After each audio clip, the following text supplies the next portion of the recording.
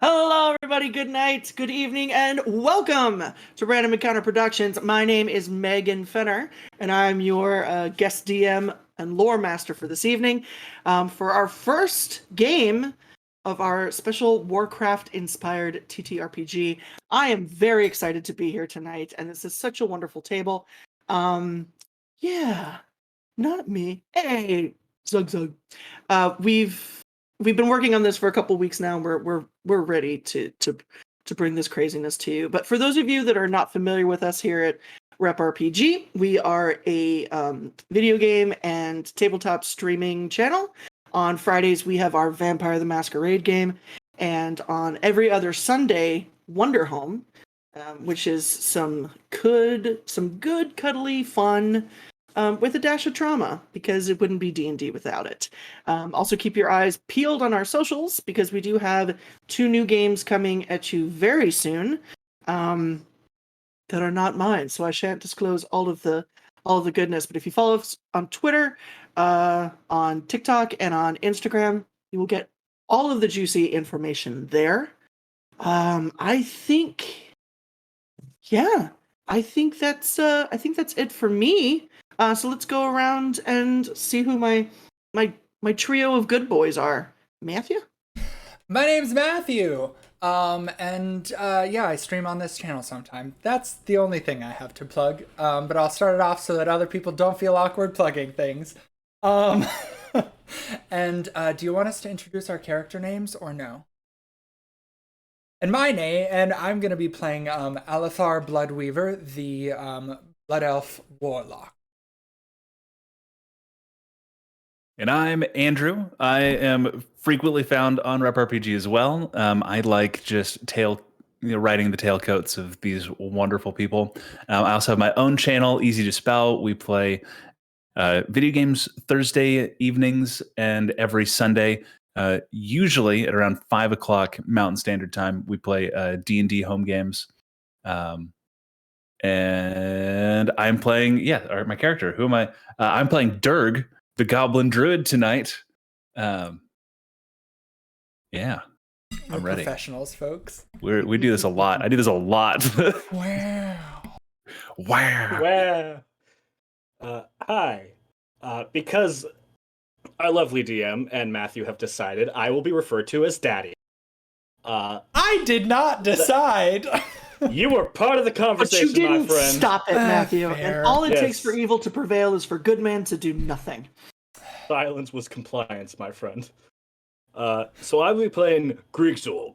I am an orc, Death Knight, and that's about it. Yeah. And that is all you need. Yeah.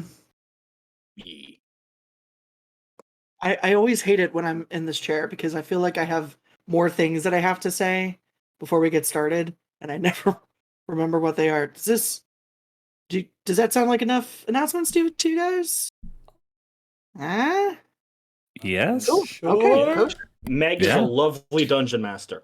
You're damn right I am. Wink. And I showered just for you all tonight. Warcraft. Wow. For those of you at home watching, go ahead and keep a little ticker going for how many times we all say Owen Wilson's catchphrase. And whoever gives us the right number wins. Wins what? Accolades. The pride of having done it. We will find out at the end of the day. It's gonna happen because we're playing WoW. There we go. So we're already at 3. Just real quick, I feel like we need a WoW counter for next week. So shout out to Matthew, who worked really hard on getting our overlays done today. They look amazing. Thank you so much. We're at 4. Pardon. We're at 4. So next week, make sure you come back, and we will have the WoW counter. I didn't say it like him, so it doesn't count, but we'll have the WoW turn. Go back. God damn it, I was gonna make it. I was gonna make the joke. Wow. Yeah, alley-ooped it. It's fine. We'll have that ready for you guys, because that's what's important. All right, so let's just get started, shall we? So our game takes place a long time ago in a land far, far away.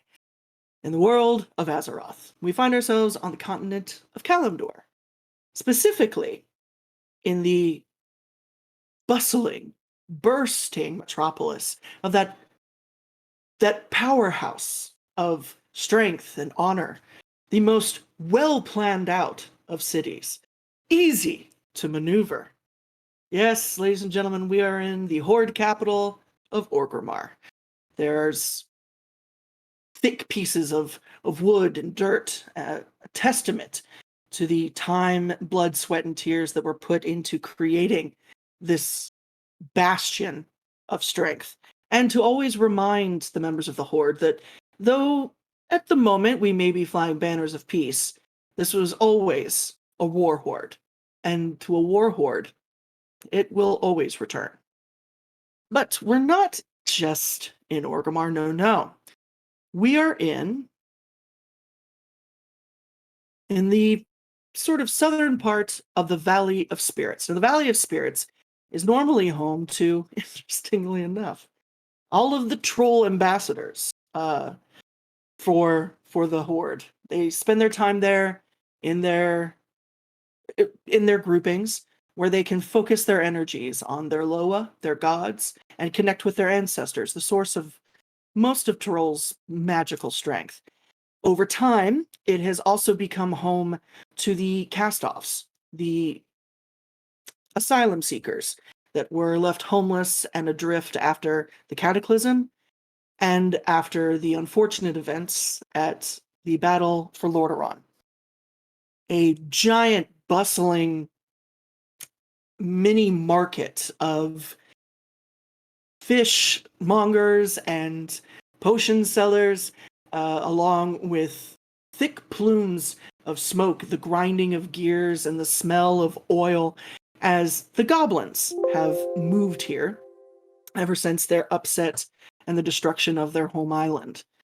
Also has been, oddly enough, erected the Orgrimmar Embassy, which houses ambassadors from all of the Shattered Islands. But they're definitely surrounded by all of the goblins who have trikes and God knows what else up on blocks as they laze around in their wife beaters and, just go full Brooklyn on this place. It's in this place, this liminal space between the Valley of Spirits, a sanctimonious and beautiful place, and the hustle and bustle of the hastily built and constantly being reorganized goblin slums, that we find Durg. Durg, why don't you go ahead and describe yourself? Tell me what you're doing. Well, Durg is a 2.5 foot tall, kind of dark brown skinned goblin. He's wearing he's got like fingerless gloves, a vest with no shirt underneath that doesn't quite button over his rotund belly, kind of ragtag shorts. He looks like is it Bingo Bongo from Inside Out? That outfit. Oh God, the little clown Hufflepuffus. Yeah, that's that outfit. Like he looks like a trained hobo, and he is currently probably rummaging through refuse and trash. He's very in tune with the nature around him, which is mostly rats, raccoons, pigeons. The hustle and bustling city life that he's drawn to, and he going through, and he's not looking for food for himself. He's probably looking for things that he can give to the rats and animals that are just around, making sure that everyone and not just the classically recognized members of the Horde are taken care of, but also the equally important but lesser known.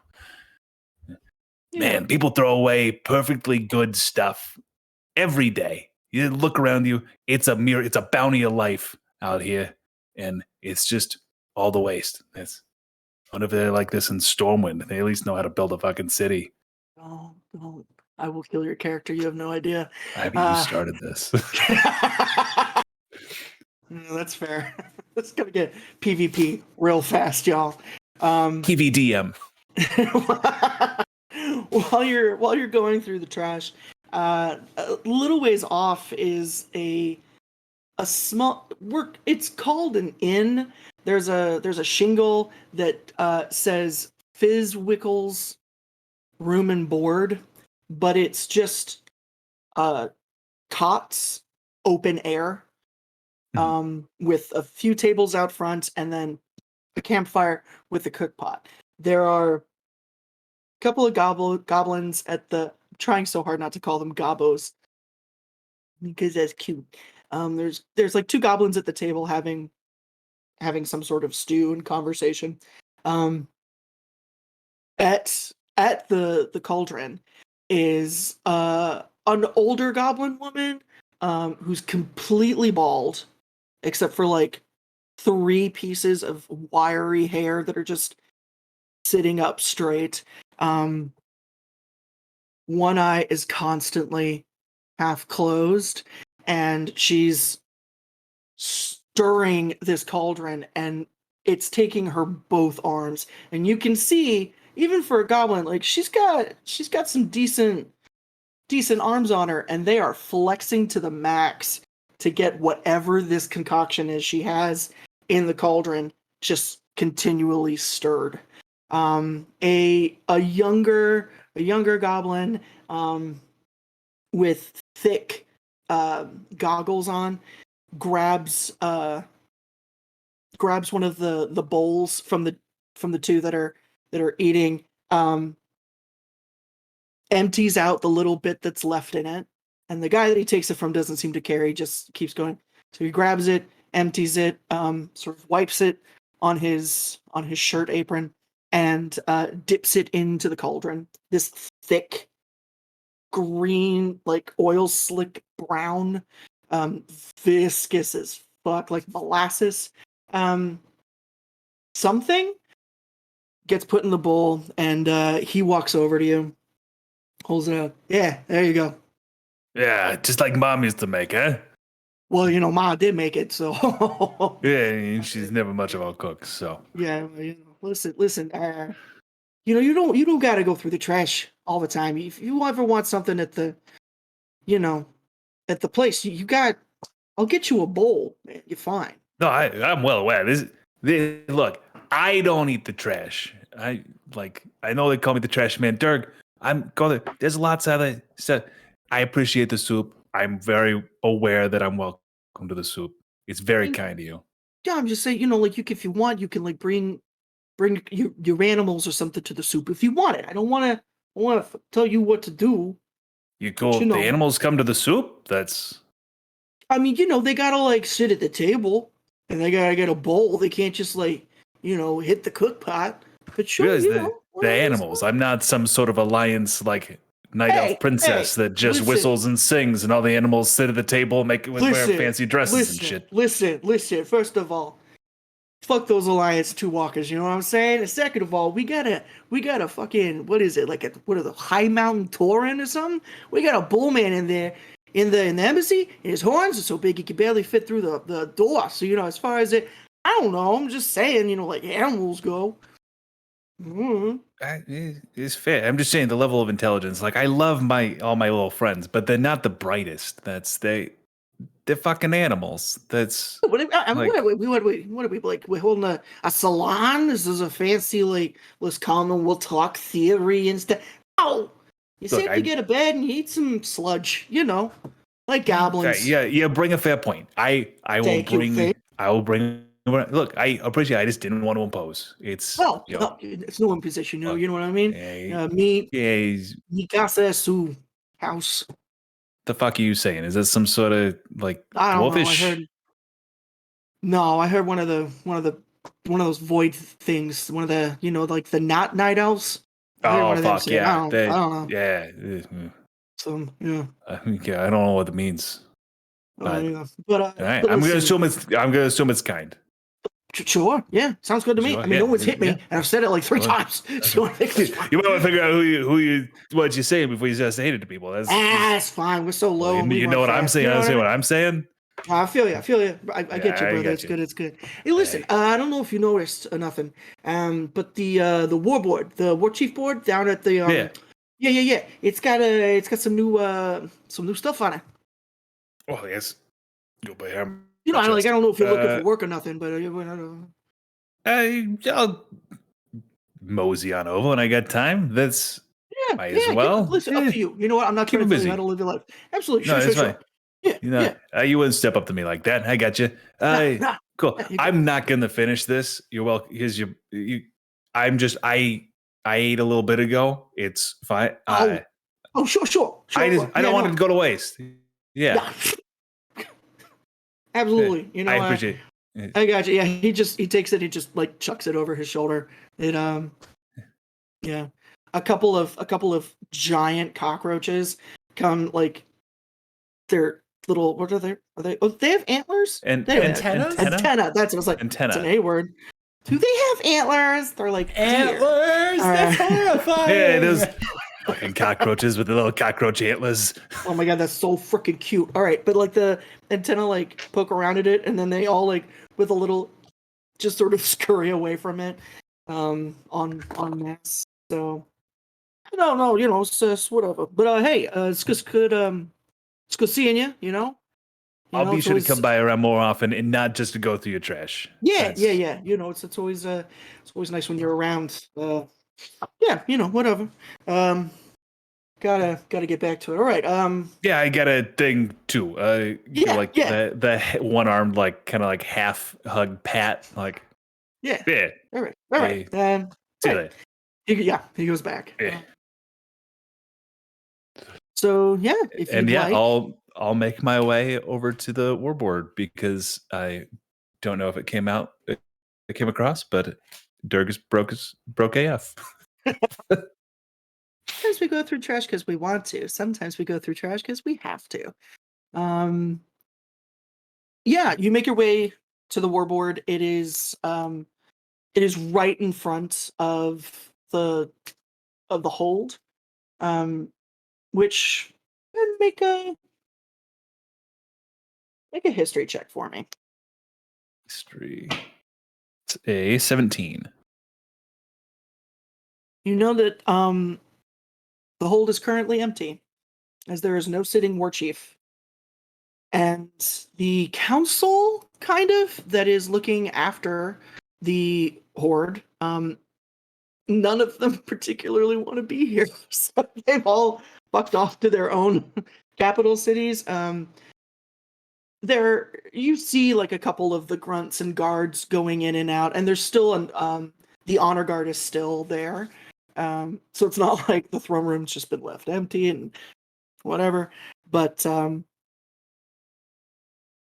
it feels different. You weren't here for very long while Sylvanas was war chief, but it feels different when there's no power in that room. However, standing out on the board, you see that there's a bunch of scraps of paper that have, like, there's the tax, and then clearly advertisements and notices and help wanted things that have been pulled off over the years. There is some graffiti. What languages do you speak? I speak Common, Druidic, Goblin, and Orc. You don't know what language this is, but you see that there is a grunt that is trying to wash it off. So this very, squat, long, single black braid, shirtless, and just like some brown shorts with a giant bucket orc just sitting there and just scrubbing on it. There's one piece of paper on the board, and it looks like so the nail that's holding it has several pulled sheets off. So it looks like this is the bottom of a sheaf. If that makes any sense. And it is segmented at the bottom like one of those, hey, do you need a roommate? Check this number. So I mean, sure. It Yeah. pulls off one of the numbers. Yeah. I mean, might as well see if they like a the- dozen roommates. the paper is old, is super fun, old as ball. And what you get is an opportunity for me to look at my phone and my notes real quick. You get yes. Oh no, sorry. I was going to vamp for a second, but if you've Oh, no, got you're it, good. then Yeah. You find it's a location. Okay. South. Now Megan gets to pronounce Warcraft names. Southerils Haven. SALTHERIL. Southeril. It's like I forgot my pen. I was ill prepared. Not prepared. You were not prepared. Gotcha.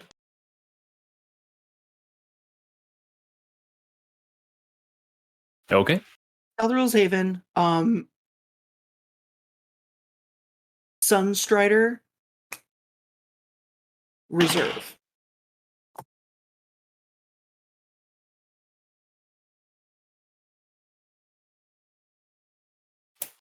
All right. This place be worth checking out. Do I have any idea where?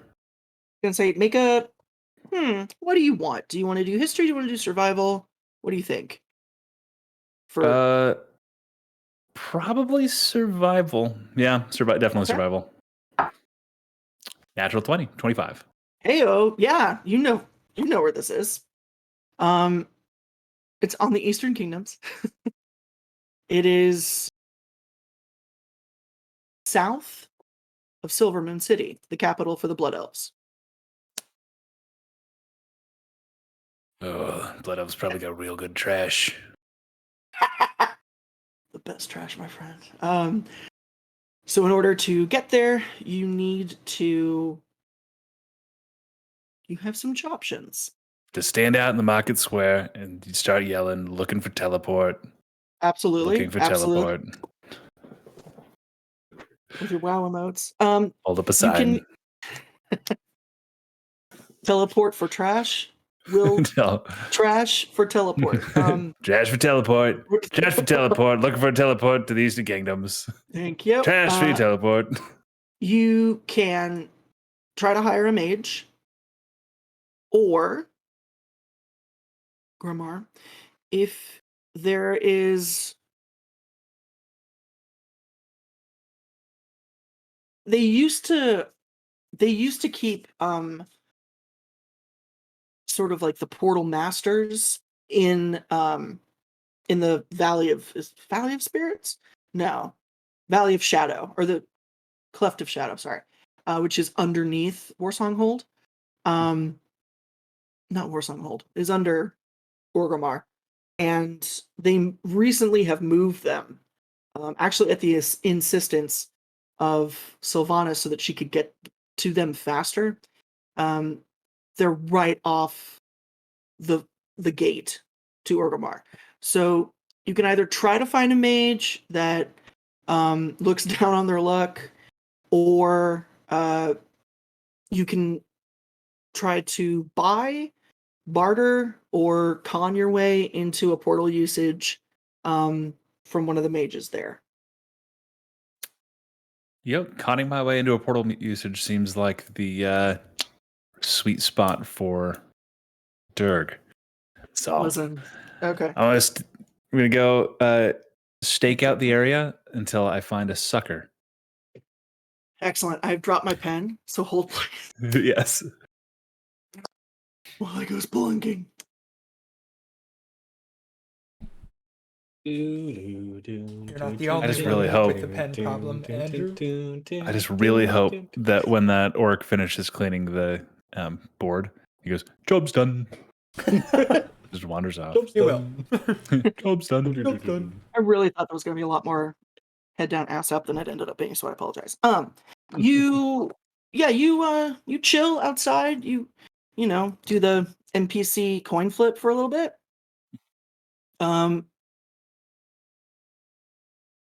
Hmm. Let me figure out who you're going to run into.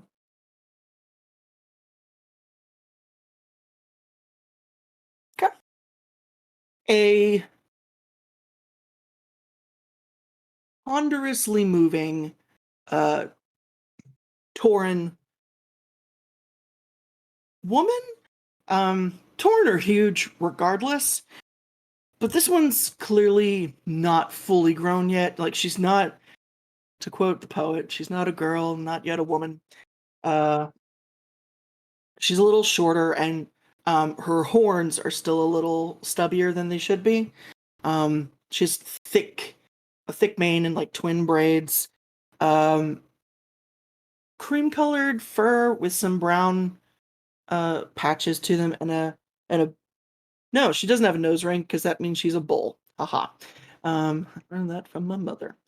But she does have a series of earrings up her ears, which every once in a while do the cow flick. Mhm. So she's doing the NPC escort walk speed, which is slower than anybody can actually sustain as a walk.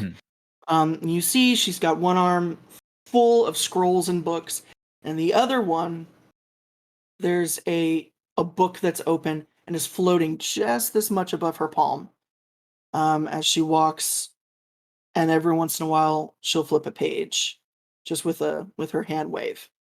One of the books in her hands, because she has them all sort of like cover out, in common says portals for beginners. The one that she's reading is, it looks like sort of like the cover on it, it's a goblin and an orc that are sort of like in an 80s sitcom thing. And the text on it is, "So the Kirin Tor rejected you, what now?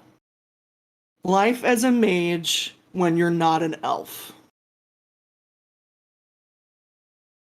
Okay. This is. God bless. She's just doing her best.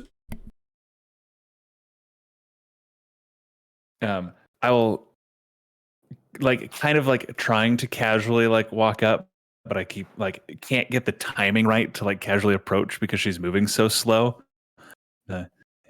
Um, she looks like she's pretty like involved in the book, like pretty focused on it. There's a low-key manic look to her face of, dear light, this book has got to fix my life. I'll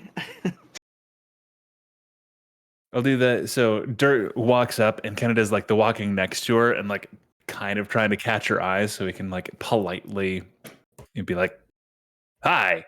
But after a few minutes of like walking slowly next to her, and he's just becoming more obtrusive, like closer, just looking at her, finally just kicks her in the ankle. Oh. I am so sorry, young lady. No, I'm sorry. I wasn't looking where I was going. I never do. Are you all right? Did I trample you? I'm totally fine. I apologize. I was trying to get a better look at you. Your book. Apologize if I'm being, interjecting myself into your life here. But did the Kirin Tor reject you too? Me too. Oh no! She just starts crying. It's awful. She closes the book. She takes a knee. She's still way taller than you, but just gives you a hug. She goes, sweetheart, I feel like you need this more than me. Look, you got a lot long ahead of you. The Kirin Tor, they're a bunch of stuck up, pieces of shit. Don't. She just grabs you by your little shoulders and, listen, just because they can't see what's special about us doesn't mean that it's not there. I agree, and I'm actually trying to find my way to Silvermoon because they've got some real high and mighty magical heads on their shoulders, and I figure probably better than the Kirin Tor. Blood elves. Who doesn't love a blood elf, huh? Most people. But yeah. Do you I need some help getting to Silver Moon? I do. I failed my the portal portion of my exam hard. Oh. Oh Well, god, the I'd sheep. be. It was supposed to go from one place to another place. It went from one place to every place. It was a disaster. Oh. Yeah. Go ahead and make a persuasion roll. Okay. Listen. The dice giveth and taketh away. -1. What did you roll? I rolled a 1. I have -2. So -1. Okay. Oh. Well, I mean, I don't know if I could do that. I'm not very good at it either. And I get very nervous when they're all watching in there. Yo, that's fair. But Oh. maybe I could introduce you to one of the real mages and they could help you. That would be very kind of you and more than I could have possibly hoped to expect. All right, come on. What's your name, by the way? That's I feel like. Fuck you, that's my name. It's Fuck yeah! What a beautiful name. fuck cow. Her name is Golden Brown. Golden. What a beautiful and apt name. Oh, thank you. My parents were hoping that the white part would turn more into the spots, but I've been a disappointment from day one. I'm a It's goblin that okay. sleeps with rats. If anyone understands disappointing the family, I don't know. I don't know how many goblins sleep with rats. How uncommon of an occurrence is this? Am I a disappointment, reaches or are they down- very, very proud of me? she reaches down this giant 3-fingered hand for your hand and just sort of toddles with you to the Holding her hand. Every time she takes a step with the side that I'm on, my feet come off the ground. Oh yeah, absolutely. Yeah. She has picked up speed a little bit because she isn't reading. So yeah, she gets you there. There is a old orc, droopy bags, green skin, vibrant red eyes, with this mohawk of just shock white hair, in these. They're not Kirin Tor robes. They're not. It's not that particular pattern, but they are a deeper blue or purple with with some red and black accents and beadwork to them. And he's doing the Warcraft cast and shit and shake. Okay. In front of something as he does this small imp, sort of like this. There's this burst of green and purple energy, and this little, like rabbit-sized imp with spiky horns, spiky ears, and this tail that's twice the size of its body, just sort of into existence, starts cackling maniacally and running around this guy's feet. You see he's wearing like flip-flops. And at that point you get big dude energy from him. So he stops, he looks at you. Golden Brown, my goodness, so good to see you. Oh, you've brought me a snack. You, my friend, do not know where I've been. I could find out. And his eyes glow green and sort of like smoke out, and then he shakes it up. What can I do for you today? My friend here needs a portal to Silver Moon. Oh, and you're vouching for him then?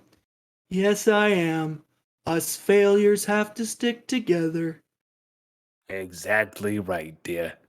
Oh, he comes over and sort of pats her arm. I don't know how many times I have to tell you, but you're not a failure. Now, you need to go to Silvermoon? Yeah, that's I do. Excellent. He turns you and you see that there's already two, like in a corner that you passed. There's two, who knows? They're blood elves, so maybe they're young, maybe they're not. They are sweating and you can see bags under their eyes. Um, they're holding concentration on a portal. You look through it and you can see marble and gold, white pillars, giant red orbs of arcane magic swirling. It's the, blood elf shit. You can see it sort of hazily through. As they're holding it very quickly through the door, this other blood elf comes running in, putting on like a longer vest robe thing, trudging in. Sorry, I woke up late. Sorry. Okay. 1, 2, tag, and like tags one of the other ones out and keeps concentration, and the other one just like, Merithil, you suck, and just walks away. He was late for his shift at the portal room. Oh, I can just walk through that? Yeah. And he just pushes you through. And Just go through. yeah, and you do. Flat on my back. Bunch of suckers. Yeah. So you have congratulations, you have made it to Silvermoon. We're going to pause and we're going to shift our view for a moment. Still in the Eastern Kingdoms, but not as white and shiny and gold. Something far more dire, drizzly, and tragic. In Western? Yes. Western Eastwild. Also oftentimes known as the breadbasket of Lordaeron. Now, unfortunately, known only as the Western Plaguelands. A city that used to be the jewel of the farmlands here lies in ruin. Smoke and green noxious gas floats up into the sky. But you can't tell where the sky begins and the destruction ends. It's always overcast here. There are no clouds. There's no bird song. Nothing smells sweet. Everything here smells of rot and death and decay. We are in Andorol, or what's left of it. A war rages, still here today, fought by two champions, two odd champions, the last bastions of the Death Knights, those brave souls who wrest their consciousness from the Lich King and fought to protect Azeroth from him and his minions. They are called once again, now that trouble is on the horizon, and this threat of the Scourge, unfortunately re-released, is at their door. Running the Horde side of this particular battle is, damn it, notes, I believe it's Kalitra Deathweaver? Yes, Stasian's for the Kalitra Deathweaver, a blood elf long past his prime. He and his brother in arms, or as they like to call themselves, his brother in death, Thessarian, a human, run things on opposite sides. Now, knowing that the Horde and the Alliance don't get along, they tend to not mix their martial maneuvers. So things are run from one side of the city by the Alliance, and the other side by the Horde. The place is filled with odd alchemical machines and gadgetry. It feels very gothic and like a Frankenstein lab. There are giant Faraday cages and huge lightning rods that collect energy from where, no one's sure, and redirects them into huge flesh constructs or back into odd vials of bubbling, hissing green liquid. And we find in this most disturbing of places, Grigzog. Daddy, you want to tell me about your character? Right. So Grigzog, right? He stands about 6'8", and he's got it probably it was at one time a black mohawk and a black beard, but the war and bloodshed has made it permanently red. He's got a scar over his eye right here, about right here. I can't do this for the voice for the full description. About right here, that's such about here, and on the back of his head, mirroring it, is an exact same size scar, a little smaller. Uh, his eyes are bright, blazing cyan blue. And he's just sitting there staring off into the distance right now. Just what little there's no eye, but just the area around just twitch, twitch, twitch. A bony, like there's a lot of different ways that the Forsaken choose to show their decay. This one is in it's very peasant garb, a linen sleeveless shirt, and brown pants that have been tattered all to hell. The skin clings to the body, and bone just sticks out everywhere from tears and rips. They've even altered their clothes a little so you can see bits of their rib cage and bits where their knee pops out. Because that's not how clothes work, Forsaken. That's not how clothes work. You do it for the aesthetic. We appreciate you, but I see you. Comes over, sort of slouch. You hear them because their toe bones click on the cobbles. As he toddles his way over to you. Hey there, Grigzog. Oh, How's guard duty going? That's right. I was doing the god thing, right? That's right. Anything coming? I saw a rat. Yeah? That's about it. Things are quiet on the inside. Kalitra's okay. He told me to come and check on you, see if you needed anything. Oh, I got this real pain in the back of my head, right? He just like scratches where the scar is. Oh. I think that's yeah, I can't help that. Yeah. I could try to get the apothecaries if you like. Oh, it's fine there. Yeah, it's just the what they call it? The Humies be throwing them. Javelin, right? That's what it was. Yeah. Right. It went through me eye. It's just the death. I got it. Yeah. I got this though. And he like pulls up a war pick and he goes, I got a pick. That's neat. Yeah. I took what it does it do? This. And he just slams it into a wall. Ooh. I like the destruction. That's good. Yeah. Yeah. Also, because of the whole new the new unlife, right? Like the health benefits are great, right? But look, this is even better. And he just like takes it and goes, and the pick disappears. And he goes, and then it reappears in his hands. Look, I can make it go away and come back now. That's so neat. Wonder if I could do that. I don't know. You want to try? They'll take the pick from you and slam their hands together. Their hands just go through it, like pierce, and now they're kind of stuck. All right, I'm not. Can you help me? I need my hands back real quick. All right. Disappears. Oh, shoot! I'm gonna have to go eat something to put that back now. I can't do stuff if I've got holes in my hands. Well, here, and I'm assuming there's like some maybe like decayed matter around here, and he just starts ripping cloth from the ground and hands it to the like. Wrap your hands in this, right? It'll work right. Maybe for a little bit. That's all right. There's a lot of human hunters in the area I saw. Yeah. I can smell their bloodhounds.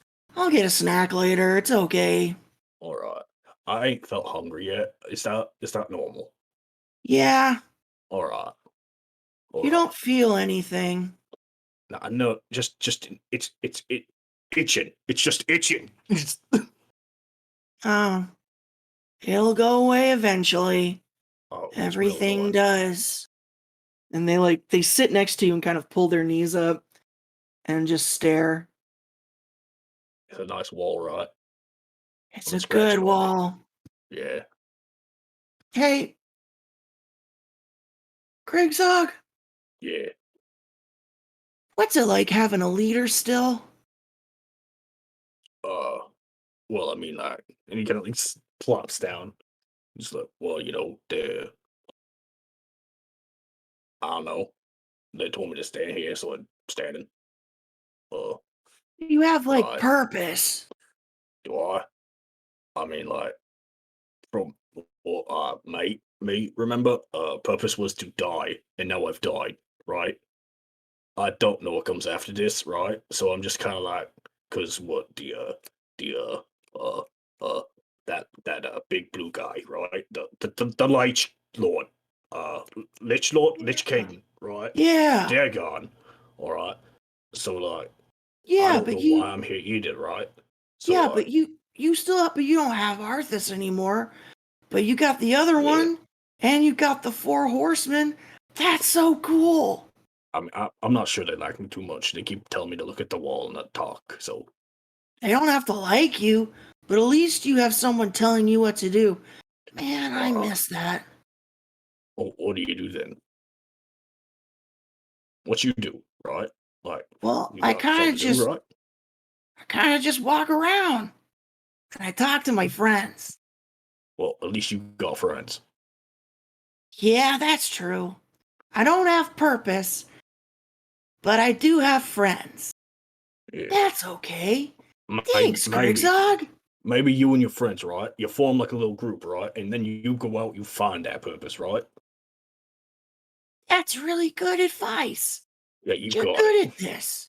I'm just Thanks. doing my best. I'm not even mad that you fucked up my hands anymore. Oh, I'm sorry about that. Yeah. Honestly, that's on you. You should have seen that one coming. Yeah, All like I right. can't see too well, the eye. Right. Well, Yeah, oh, hey, yeah. thanks. And I think maybe your shift is over or something? Oh, is it? Yeah. Time don't really mean much now. We kind of just Time is a construct. It's ruled by dragons. yeah, it is. Yeah. Yeah, go get Fucking a dragons. break, big guy. All right, all right. Yeah. Just walk away. Yeah, and they just still kind of sit there like, my friends and I'll find purpose. Yeah. As you walk past, there is also a war chief's call board in Andorol. Why? I don't know, but there is one. Things just make They- sense here. They show up in the weirdest places, and it is completely empty except for one piece of paper. All right. What is say? What do you read? I read. All right. So Grigzog may not be the brightest, right? But he knows common, infernal, abyssal, and orc. Heyo. I'm not the brightest, but I do speak fluent Latin. So it is, and again, the parchment is really old and faded. And at first, make me a perception check. Perception or no, investigation. Investigate. All right. It's at a -1 instead of a -2. I'm All just right. I'm gonna have you guys roll all your negative stuff now. 11. Okay. The ink is super faded, and there's not a lot of good light here. Even the dim Victorian street lamps that are sort of everywhere. It's pretty much it's enough so that it's not an OSHA violation when you trip. You know what I mean? Like we're not trying to have you see shit here. If OSHA was real, they'd be having a field day. Listen, OSHA is the sixth dragon. It's true. You can't prove that that's wrong. So that the ink just looks super, super dull and faded. But you recognize like at the bottom is an hourglass that's surrounded by like a tail and a claw. Make a history check. All right. That's a 15. Yeah, you haven't had a lot of interaction with this particular faction. I like that. You've seen enough paperwork come through that you're at least familiar with the crest of the Bronze Dragonflight. Oh, look, more dragons. Yeah, Fucking time owners. the time Lords. Goddamn At time the lords. at the bottom it looks like one of those rip off a number if you want a babysitter. But you see that one of the pieces has already been ripped off. All right. You should look at it. Take Mhm. one. Stare at it. All right, you've accepted this. Congratulations. I've been roped into a timeshare. You have Listen, accepted this quest. Yeah, pretty much. That's how it works. The minute you hit the Yeah. the exclamation point, it's in your log, my dude. Yours says it also is a location. Windrunner Spire, We're on the spot. All right. comma, Yeah. the Lady's Heirloom.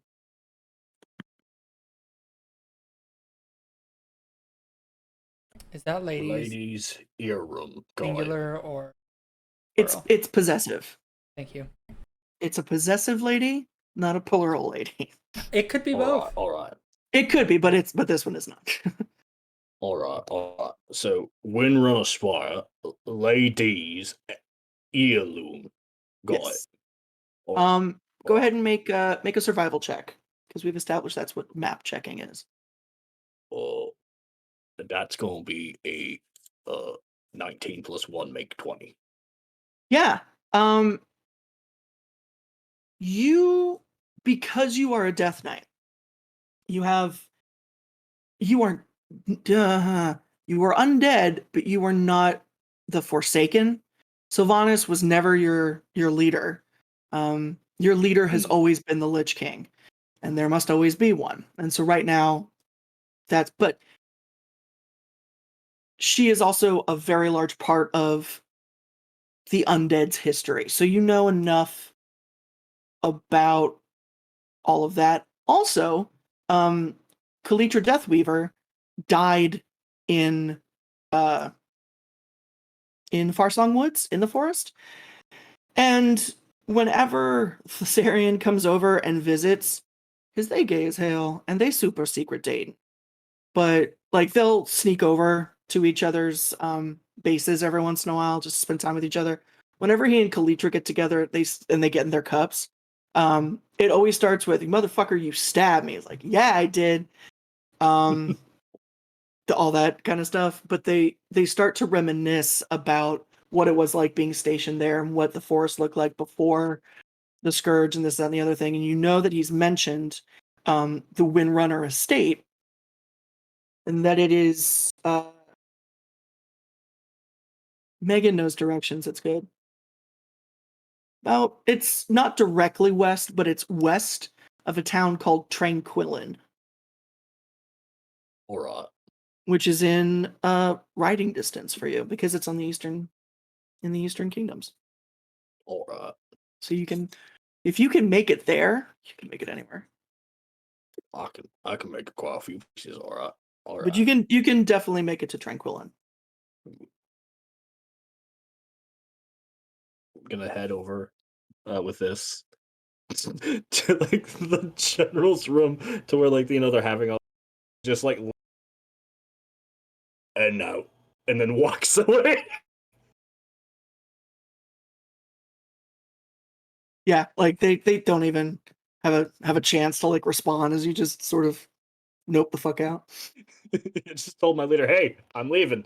Bye-bye. This is either the best, like the best run military effort, and they give zero fucks about Grigzog, or it's the worst. And they're like, all right, man, have a good one. What's up? The world may never know. So with that, so if you're gonna go, how you gonna travel, my friend? All right, so I'm gonna go outside, sit there, stare off, realize that hopefully, with this newfound power, that I can get there quickly. And then I remembered I have a horse, but then again, my horse died while I was on it, and it makes me sad. And a little tear falls. Well, good luck in the big city.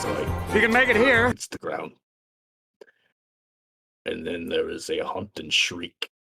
As erupting from the earth is a giant undead warhorse. And he's just like, hey! So you did make it, you bastard. And he hops on the horse and runs off. Absolutely amazing, and the best way to cast an undead warhorse. I cry, and my pet comes back. Excellent. You make your way to Tranquillin. Last but not least,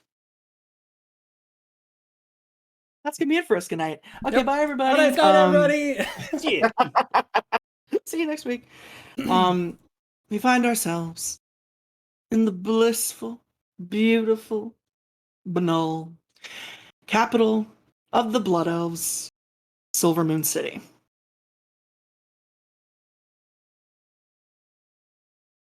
White marble, pure, absolutely no veining. All of the architecture is gilded with rubies and crystals and just gems of different sizes and colors and clarities all throughout. The sun always shines here and hits these pieces of metal, these beautiful embellishments, and the town just glimmers like a gem. The people that walk around are all blood elves, mainly by design. There are very few outsiders that are here.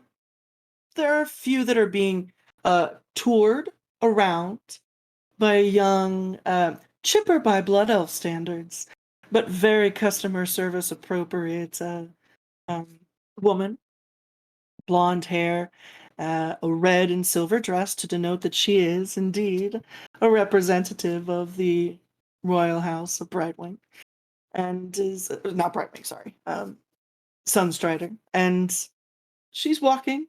Behind her are an orc, a giant Tauren woman, a troll who's stooped, so you know it's one of the dudes.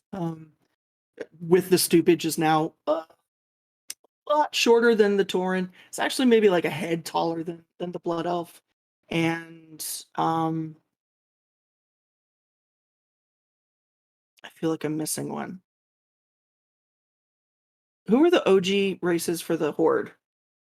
Tauren, Troll, Orc. Orc. Goblins were not OG. Goblins weren't there. I think that might be it. Yeah. So Megan Yeah, I doesn't know think her that own is it. history. Yeah, it's just these three huge ambassadors for the Horde are being led around. She's giving them the tour. The crown jewel of Silvermoon is Sun Fury Spire. It rises up into the sky with a giant orb of red arcane energy that circles on itself, while rings of pure arcane gold spin around in orbit. The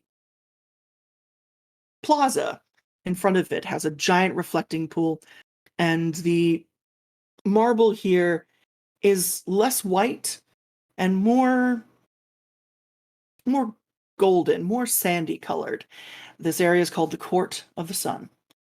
just to the east of Sun Fury Spire is a small sort of enclave.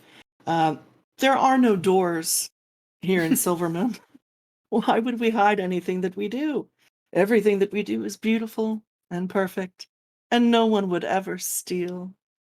So all of the doorways are covered with these diaphanous pieces of fabric that just make everything look gauzy and dreamlike. Through this fabric, we see a banquet table laid out. A few elves are laughing and lounging with tinkling glasses of some sort of sparkling drink. A giant, it's not a hog. It would be an emu-sized bird. Was on the table. Beautiful flowers. Everything smells just amazing. We follow that. There's a set of stairs that winds up to a second floor where there are, again, open air rooms. A few people are on their beds or at the tables reading. A few animated brooms sweep the hallway with no one there to help them. And the place is almost completely covered in cats that just walk around like they own the place because they do. We go up to the last landing. There's only one room here. It still doesn't have a door. It doesn't have a curtain either. And the lights that go up this last little spiral are dimmer. Less welcoming, but still not a full out do not trespass sign. The room is, by Silvermoon standards, very simple. A bed, a table, rug, whatever, little accoutrement accessories have been collected over the years. And the keeper of this room is the last member of our little group, Matthew. Yeah, Alethar is fairly average for Blood Elf height. And he has this sweeping golden blonde hair. And these piercing green eyes and these fucking eyebrows that just keep on going off of his head for no reason. And it makes zero sense. No product is in them to keep them there, but they just are. And he's dressed in fairly simple robes. And he is just reading a book at the moment. In this room, he's sitting at a table with a cup of tea, and he has a book out that he. Now, okay, or you could just. Sorry, D&D Beyond looked at me and went, "No." That ever happened to you? Happened to me. Yep.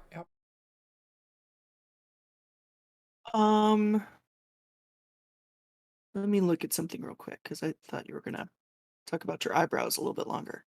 I could. And there we go. They go on for days. I could. Okay. Right, and we talked about that.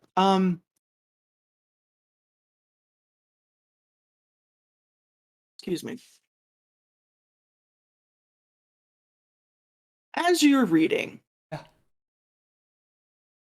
as often happens when you read, you hear whispers hissing through the room and around you, and none of it's in languages that you can understand. It's happened more and more recently. Definitely when you're. It started to happen outside of reading, but it started with the books. Okay. You thought maybe you were just tired and you did that thing where you like read the words in your head, which apparently you're not supposed to do, and you got the two confused, but it's thick. Like you could almost feel the breath of it on your neck and rustling your hair. And as you read, the sound comes back again. Only this time You don't know what the words are? Let me ask, what do you speak? I speak Abyssal, Common, Elvish, Orc, and Primordial. And I apologize. You absolutely know what it's saying this Ay. time. I just finished up my last lesson in insert language here, so I sure. finally have put it all together. It was conversational before, and it's weird. You'd be surprised how many like extraplanar entities don't talk about. Would you like to go to the biblioteca? Yeah. When they first start talking to you. How can I find the bathroom? Listen, the demon said you're on your own.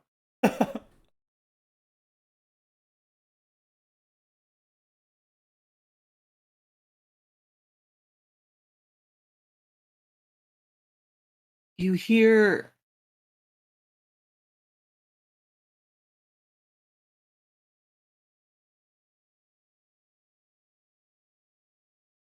you hear a name.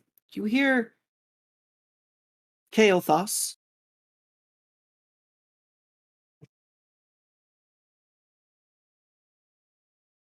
You hear Sargeras. That one is hissed, but also with reverence. There's something it's a very complicated relationship that the voice has with that name.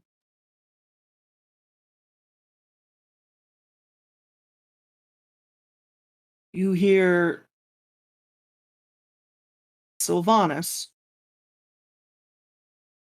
and Blightcaller. Mm-hmm. Okay. I will apparently Google Docs knew where the apostrophe should go in Kael'thas because it was a suggested I misspelled it. You mean and it was like, Kael'thas? oh, you mean Kael'thas.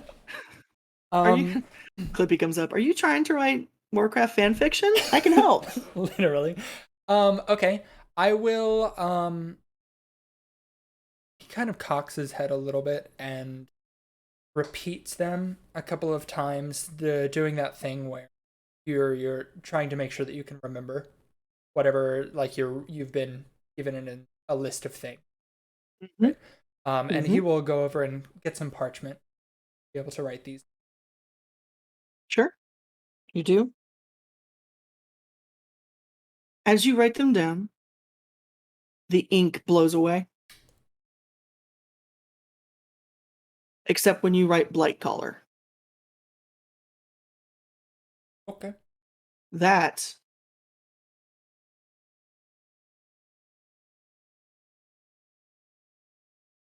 glows a little green and then fades back to black. Okay. Interesting.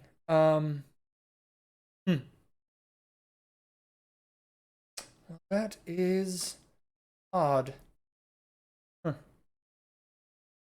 Then The whispers start again. And this time you feel pressure against the back of your ear, almost like they were on your shoulder speaking, like almost like you could feel lips on your ear.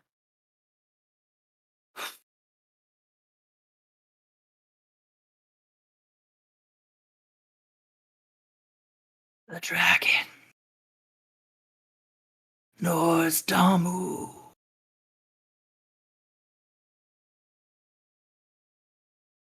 Follow. as soon as how comfortable is he with random whispers physically out in his ear?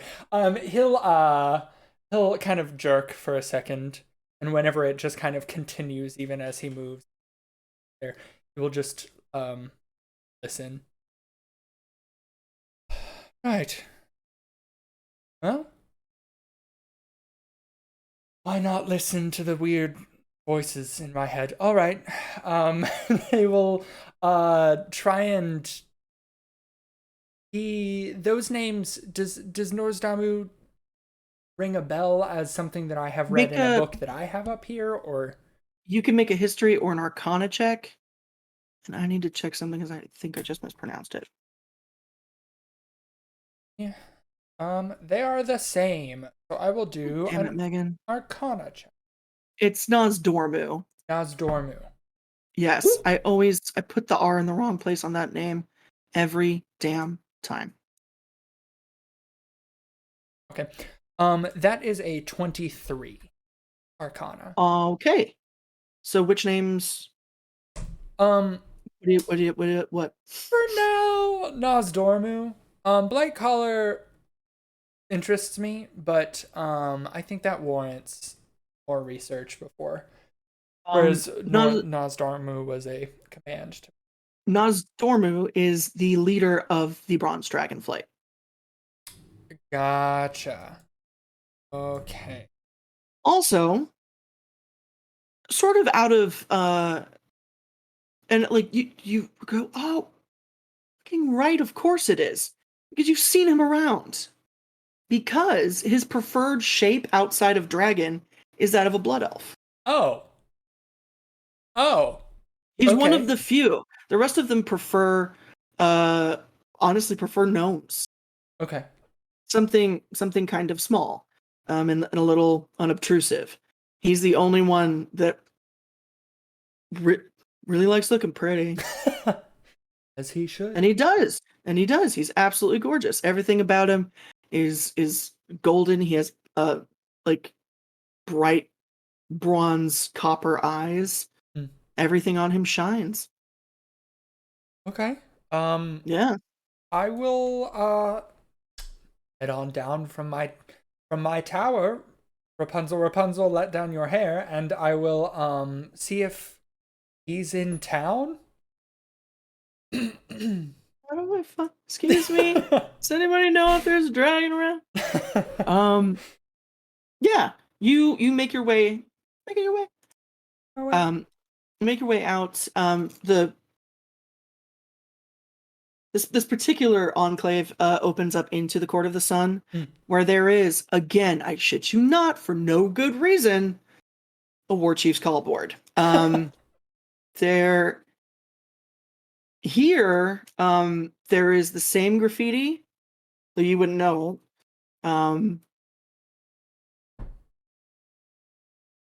Do you speak Elven? Of course you Yes. do. You're an elf. You can read this. And it's in like big black letters and on an almost entirely empty call board. Sylvanas, the whore, rises no more. All right. And no one is cleaning it. Fair enough, I guess. I mean, I'm not gonna clean. So interesting. Okay. Interesting. As you walk past, there is one sheet of paper. Yep. That flutters. And in a summery, sweet scented breeze, it flies off of the board and kind of flaps you right in the face. You go ahead and make a investigation check. Okay. And good, because my plan this entire time, since I figured that I too would find the call board with a single piece of paper, was to take all of the strips. I was just going to take the entire page because I want to be the person doing it. I don't want anybody else to. Sure. Shitty. That's a 13. Okay. It's kind of already in your head because of Nozdormu. You kind of recognize the seal. Okay. And you feel that sort of, I'm gonna say, thickness behind your ear. Uh-huh. It's not a breath. It's just that. There's only one pull tab left on this one. Okay. I'm keeping the entire piece. Yeah. It says, it's like a pin location, Farstrider Enclave. Okay. comma, this word keeps shifting. You realize that the ink that it was written with is bronze. So it kind of shifts in light anyway, but you're finding the word changes kind of Oh.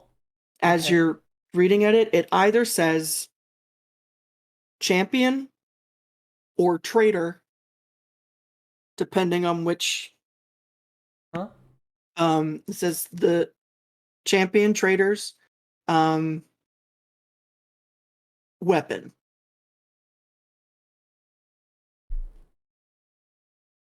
Okay. The trampion, if I may. Okay. Got it. Yeah.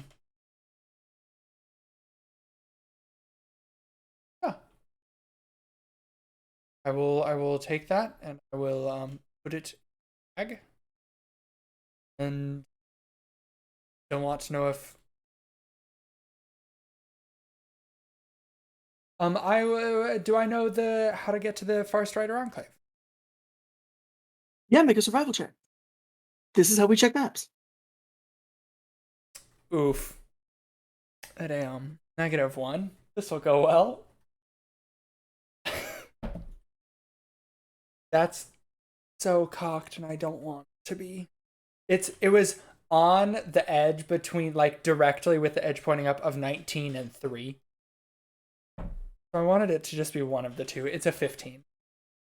Okay, you don't know, Okay. but you do know who does. The new Region Lord of Stormwind and the Blood Elves, Leomar.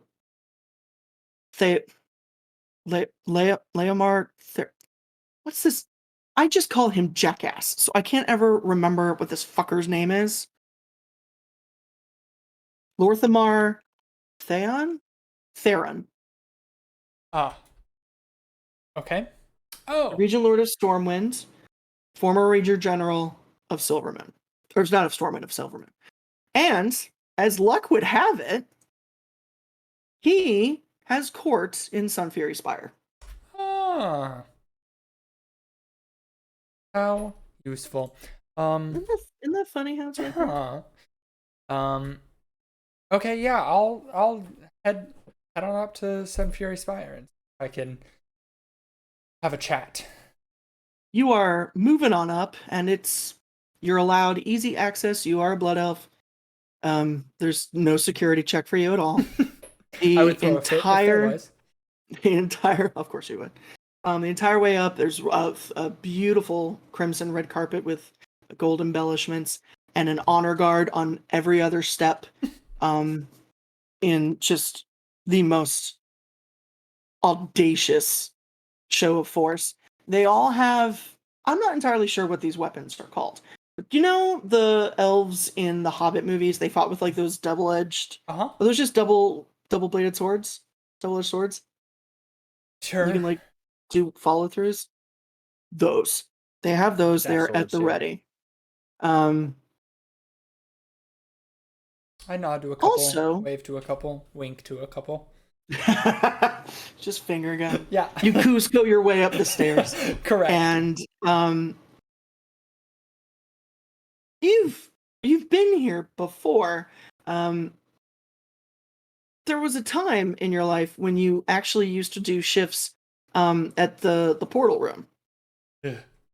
Yeah, you're not proud of it, but it's, you know. Ew. Yeah, it was your 2 years of military. You did Never the portal again. room.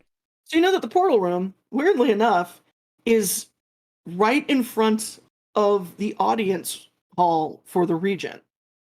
So much for Stormwind security. is asking for problems. I can't literally stress. Yeah. Or Security you could have checks just are teleported in useless. behind. I'm just saying.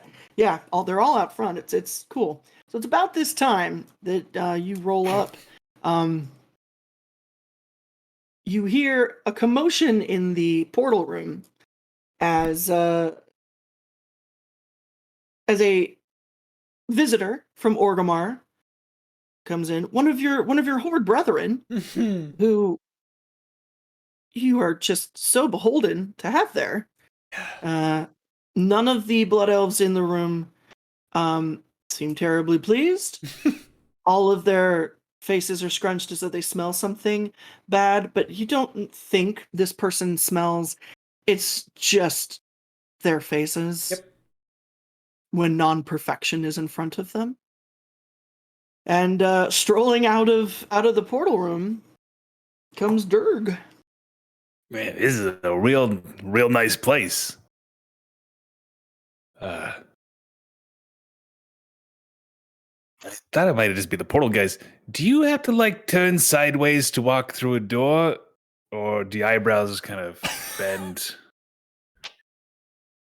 Um, And I'm sorry if that's an offensive question. It was just the first thing that came to mind. I'm so sorry. course it They are was. you have beautiful eyebrows. Thank you. They No, make a lot of most of sense. us don't have that problem. Our doors are sized well enough not to have issues. That was probably the politest way anybody's ever told me to go fuck myself. You're welcome. Welcome, I suppose. Thank you. I'm looking. I think he pulls out a slip of paper. Something about the Sethrill's Haven. Holds it. I get a little crumpled. I'm having trouble reading it. That place sound familiar to you? Does it? Make a history check with Okay. advantage. Okay. This is me as a player, very deliberately having Durg like hold up the note. Fair. So that is a 21 history. You know this place? You know Sarthu? He has the best parties. Ah, That's all he does. all right. Yes. What? Why are you looking for Southrill? I believe he was looking for a roommate or something. It seemed like a nice change of scenery. I don't know. I actually couldn't really read the sign very well. Make a Matt, make a intelligence check. Ooh, girl. Man, all these good rolls are happening now. Not the time. A 19. The thing that he pulled is from the piece of paper you're holding. It's the same paper. It's the same ink. I was gonna ask that. I was gonna ask if I recognized the Yeah, dragonflight it's the symbol same. on it. It's the same handwriting. It's the same ink. And actually, like you look and see that yours only had one pull tab. Mm. His matches up to the one you're holding. Like, as in, it was one of the other pull tabs? Mm-hmm. Oh, okay. Huh. Yes, he chose the best parties. Sure, Good, that's what good. it That's was a about. I check mark on the list. I see that piece of paper really You sure? perfect. He holds on to it. It doesn't quite let go of it. You're not looking for a roommate too, are you? Because I don't do competition. No, God, no. Fine, there you go. Thank you. And he will pull out his very neatly folded piece of paper that he got off of the callboard, and will test his theory to see if the little pull tab lines up properly with his piece of paper. Perfectly. You piece of shit, you've got the same roommate ad too. You said I thought blood elves were good for the word. They are, and also this is an unrelated request, and he will flip over the piece of paper and also reach out to hand Durg's tiny part back to him and hold up his piece of Durg- paper. Sure, go ahead. Make me an intelligence check real quick. Okay. Durg's specialty. 8.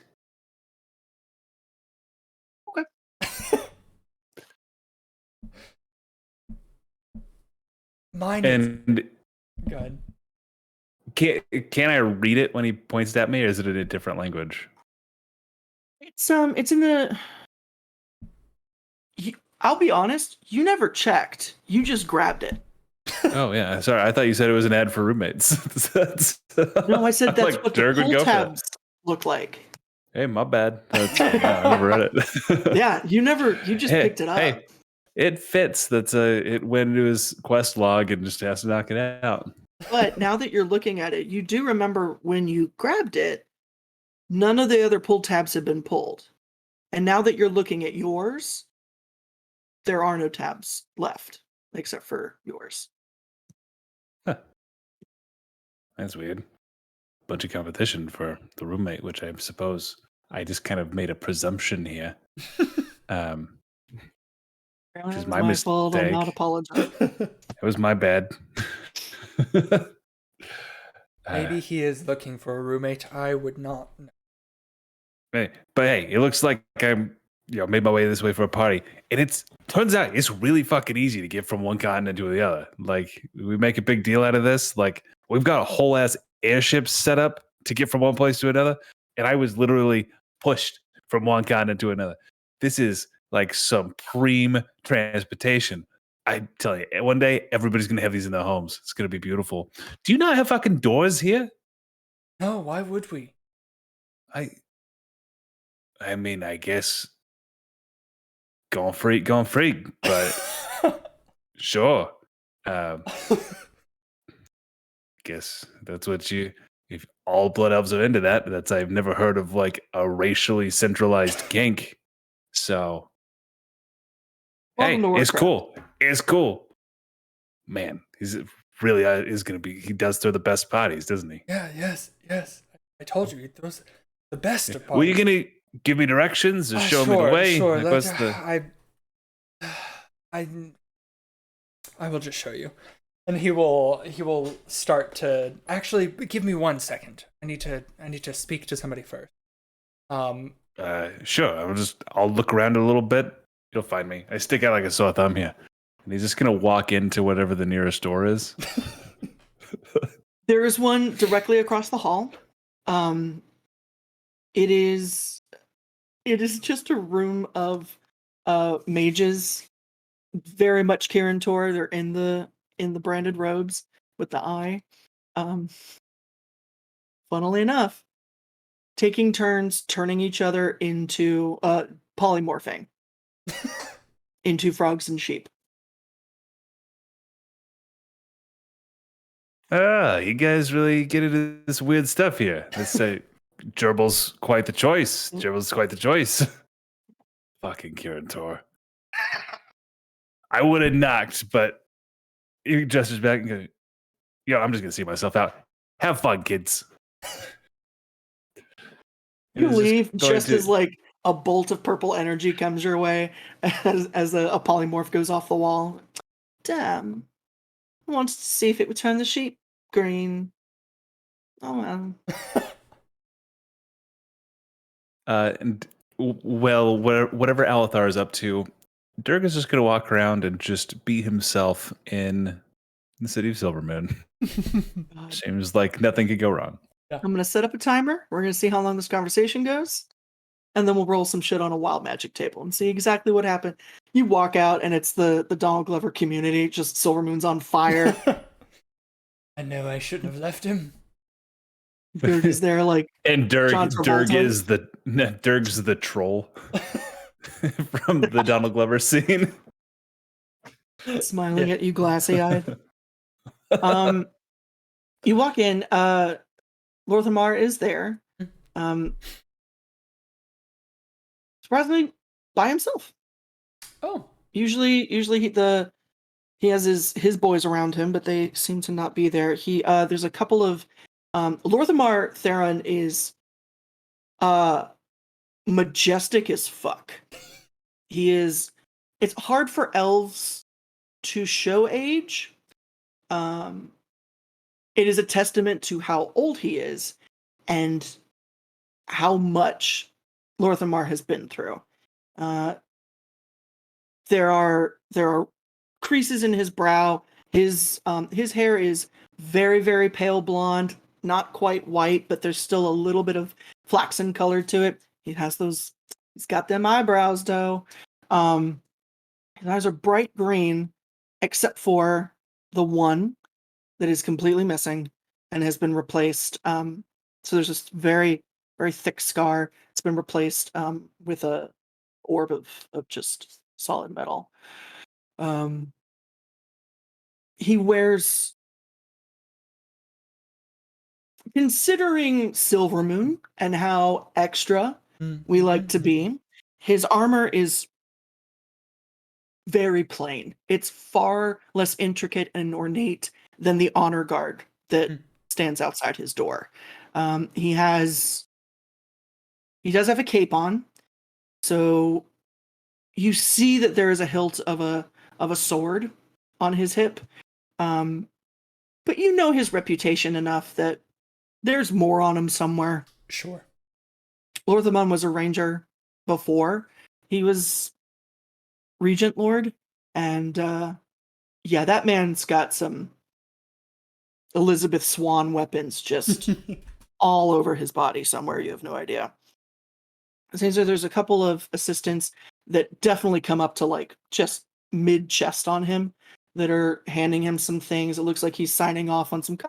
You don't know. He's just checking some things. Blah blah blah. Looking at something. He briefly notices you and then come. Pardon the interruption.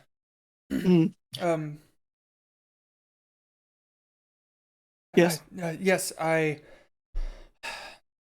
was doing some studies and these have led me to the Farstrider Enclave. I was wondering if you had any information? May I be so bold as to ask what studies you have done that have brought you to the Farstriders? I found a book. I've been feeling a bit stuffy lately and felt like getting out. Young man, the Farstriders are not circus animals for your amusement. No. Are you looking to join them? No. You're going to study. All right. Well, since you're going out there, you might actually save me some legwork. He snaps, and one of the assistants brings him a scroll. He hands it to you. See that gets into Captain Helios's hands. Okay. All right. Does Captain Helios's name ring any bells? Make a check if you want. Okay. Make a history check. That's a natural 1 for a 5. Oh. Cool. You think he's a captain? I would hope. Maybe that's his first name. I have no clue. Who knows? We named him Captain. He's just a lieutenant. His parents had high hopes for him. Well, Golden Brown's parents did, you know. That's the real story behind WoW, is just parents' expectations and how we don't meet them. Yeah. Okay, all right, will do. Well, dismissed. Did you have directions? That's one of the reasons I came. Of course. He walks over, shuffles through some papers that are there's a lot of floating like tensors discs all over. He walks over, shuffles through some, pulls out. It's far too large for what it was resting on. This huge map of the entirety of the Eastern continent. Sure. Pulls it out. You see him, he whispers something like into his fingertips, and touches the map, and you see this glowing point show up.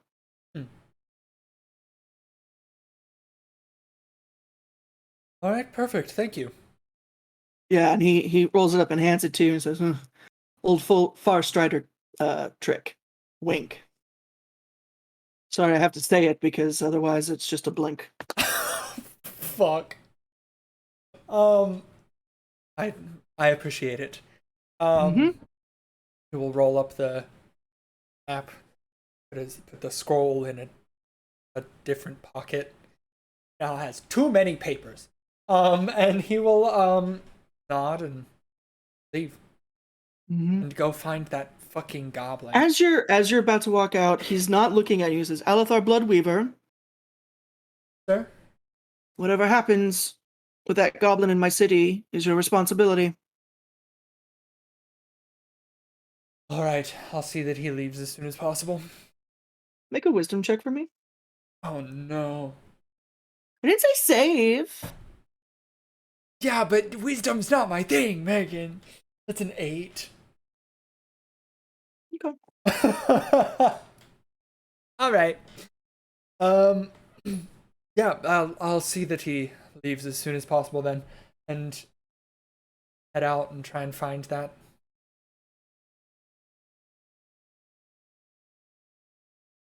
So let me ask you, Durg, did you stay planted? Or are you going looking for stuff? Just poking around. Like, I mean, these blood elves would have expected they have this kind of open door, hippy dippy, what's yours is mine lifestyle. Just this giant, gorgeous commune. You know what I mean? Yeah. Just, As you walk down into the plaza, all of the honor guard sort of turns behind you. They're no longer facing into the stairs. They're all watching you as you move. There's no one except for one little girl who is actually about your height. She's about your size. So very small. She has bright red hair in like a pebbles ponytail, and she is running around the plaza, chasing after a black cat that is moving with unholy speed. This thing is just panther zipping around, but it's small enough to be a cat that she can handle. Like, she's not chasing an actual or cheetah or anything. It's just a house cat that has zoomies hard. But she's just running after this thing. And that's all you see. And I mean, you can see like through the curtains, there's the little dinner happening, but that's all you got. ground. See if I can't help this girl catch a cat. Was it gotten loose? And Dirk is going to try to intercept the cat. How are you doing that? How would you like to intercept the cat? Can I count on Dirk's ability to handle animals to figure out the best way to go about that? Because I know nothing about. I haven't gone through the Arya Stark catching cats training. Bird? Okay, yeah. Go ahead and give me an animal handling or survival. 22. Jeez Louise. Okay. So you know, bait for any animal is usually a good thing. Normal cats like food, like meat and stuff. You have no idea if Silver Moon cats are different. Probably. But the fact that it's running so fast, this thing is juiced up on something. Cats don't, especially for the like length of time it's going, animals don't move that fast for that long. Like, they sprint and they have bursts. This thing is just Usain Bolton for about 10 minutes. And no sign of slowing down. This is just odd. I cast Dispel Magic on the cat. The minute you do, the haste spell disappears. The cat just immediately stops. The little girl runs, almost trips over it because she's never caught it, right? And then picks it up and holds it so its front paws are over and its belly's out. And the cat is just slinking in the little girl's arms. And she starts swinging it just a little bit. Not like full on. Yeah. Yeah, just a little bit. I found you. I caught you this time. I never catch you. Mom and Dad say if I catch you, then that's when I have to go to sleep. But it's not sunset, so I don't have to go to sleep yet. But I caught you, and it's amazing. You're usually so fast, zoom, zoom, but I got you this time. What would you like to do today, Mr. Whiskers? We can do anything. Since you're sleepies, I could put you in a burrito, and I could carry you around. I can introduce you to everyone. I heard that my sister is showing all the monsters the place, and I can show you the monsters. Some of them have horns, and one of them sloops over. My mom says I shouldn't sloop because it gives me a bad back. And if I have a bad back, then no one's going to want to marry me. But it doesn't matter, Mr. Whiskers, because this girl has not stopped talking.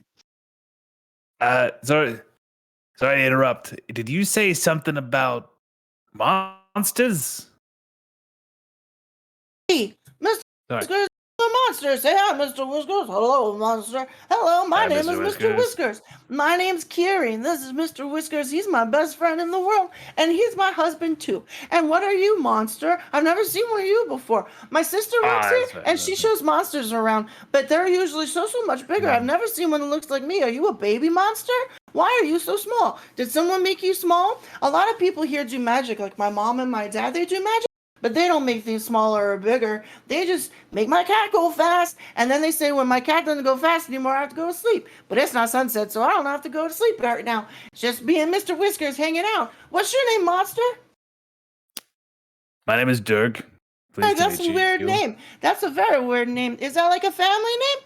Mr. Whiskers is his family name because there was a Miss Whiskers before, and then just Whiskers. He didn't have a job, so he didn't have like a title or anything. But then he had a daughter, and we called her Miss Whiskers because she was ladylike. And then she messed around Dirk with wild the cat. shapes into a bear.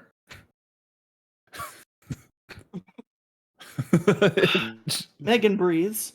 She screams and drops the cat, which immediately just rights itself and slow walks away. Like this cat isn't disturbed by fucking anything.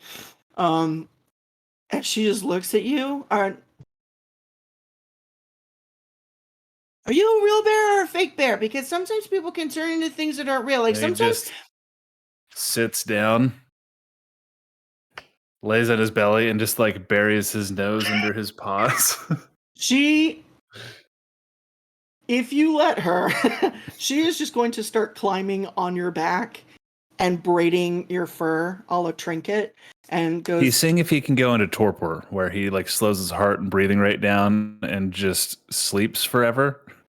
Just for a little bit. He's exhausted. Mini hibernation. Just a mini hibernation, just tuning out the world. While this is happening, it's about this time, Alethor, you're coming down the stairs. You see, everybody knows Kiri. Kiri runs after the cat. Yes. That's it. No one ever interacts with Kiri.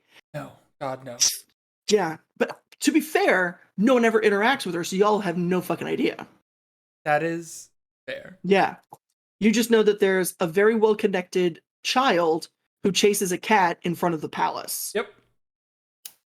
Totally normal. And no one says anything. It's always sort of been this weird quirk of Silvermoon. It's sort of this is why we're so cute and chill. We even have kids run after their animals in front of our elected officials. Aren't we amazing?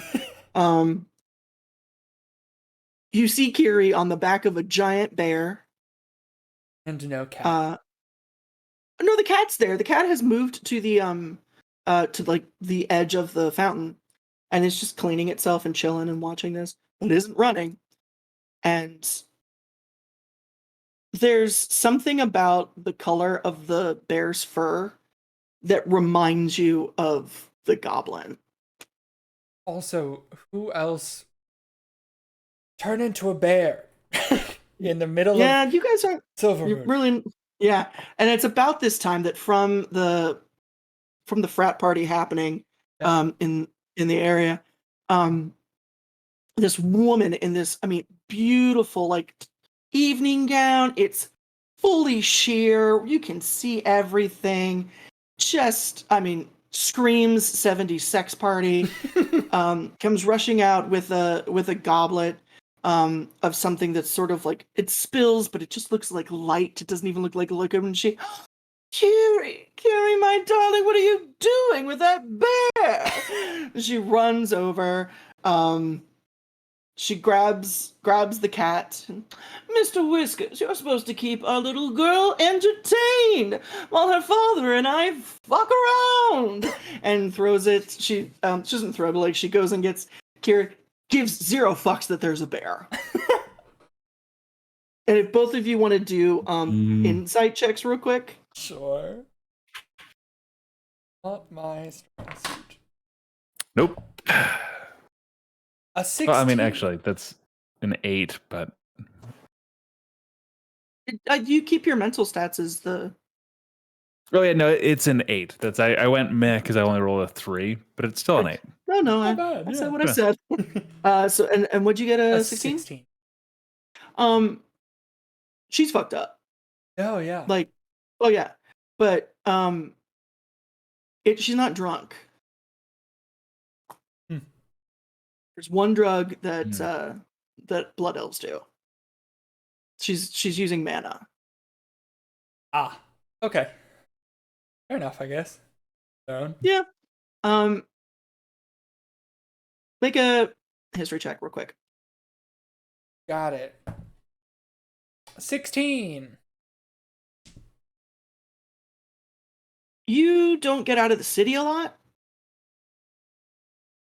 You know that you've lost acquaintances in the past that you knew were mana users. And there always seemed to be like this big uptick in them using, and then they disappear. But there was never a funeral, and no one ever talked about them dying.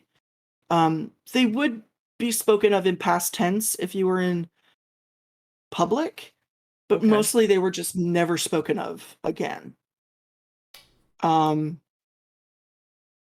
Yeah, we can do some checks on that stuff later. Sure. So she's absolutely out of her gourd. But she grabs the cat, grabs the little girl, like puts her on her hip, and just sort of sachets away back into the sex party. Durg, is that you? You didn't say your name earlier. Goblin, is that you? Right, reverts back like he had, as a bear, had rolled onto his back, was scratching his belly, and when he reverts back, he's in the same position, but he's like looking up on the ground, watching the blood elf go. Man, fucking blood elves live the life. Is that where we're going? And he sits up, straightens his little vest a little bit. If it is, you Maybe. are overdressed. I can lose a That's couple okay. layers. Don't need All to, right, it's fine. it's we were on some sort of time crunch. You look like you're a busy person. If you cut your eyebrows, are you like a cat? Like it's hard to balance if you cut off part of the. No, but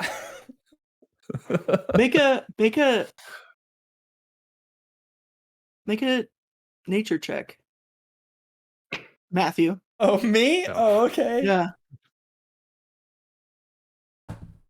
11. You don't know. Yeah, but I don't want him to know that. I know. I'm just letting you know. But also, but you don't know. I don't like that. You've never. It's never been suggested. Nobody before, cuts off an eyebrow. but you've also never seen an elf without eyebrows. Lorthamar doesn't have an eye, but he still has both of his eyebrows.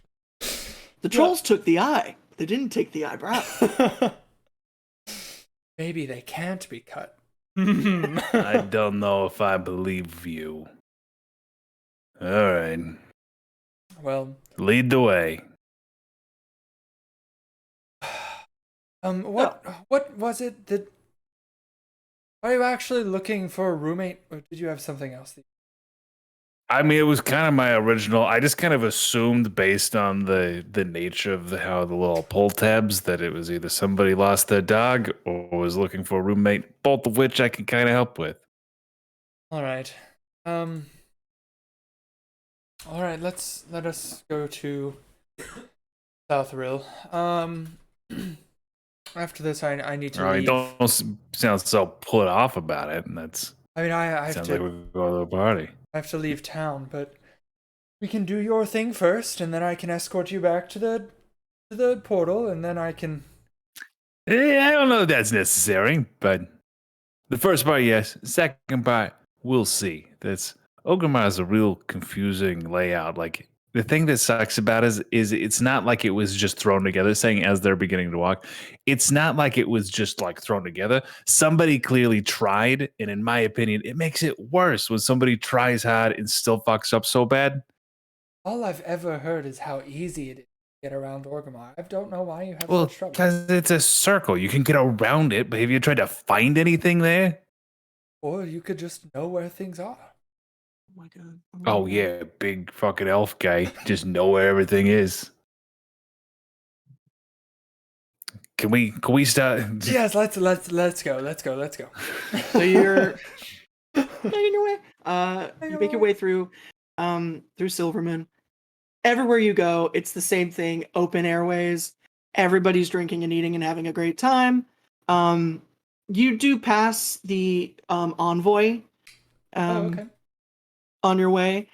There is no more embossing, say girl, and she does have red hair with like the bump it and the headband.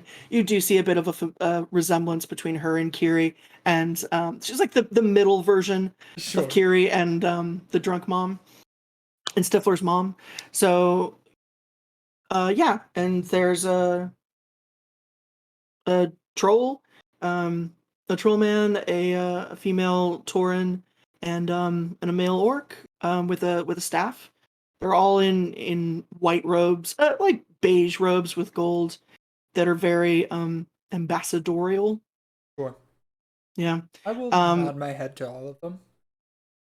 They nod past. If you guys are going to the party, you're way overdressed for the sex party that's going on out by the palace. Have a good day. That actually, so this entire, you guys didn't know this. This entire time, the girl has like, it's, you see where Kiri gets it. Like they like to pat her, but she's very good at rattling stuff off. That stops her recording for a hot second. Welcome to Silver Moon City, wherever it just sort of goes. Yeah. There is Some of you guys a seem so friendly, and the rest of you are so uptight. There's no middle ground with you guys. No, there's not. Get some mana and people in change. you guys make your, go sorry. Would Dirk be familiar with what mana is? Make an Arcana check. Okay. Or no. Natural 20, 22. Oh. So actually, yeah, you do know what it is. It's a byproduct of the destruction of the Sunwell. It's a way that the Blood Elves recharge their magicka stores. It's an awful drug.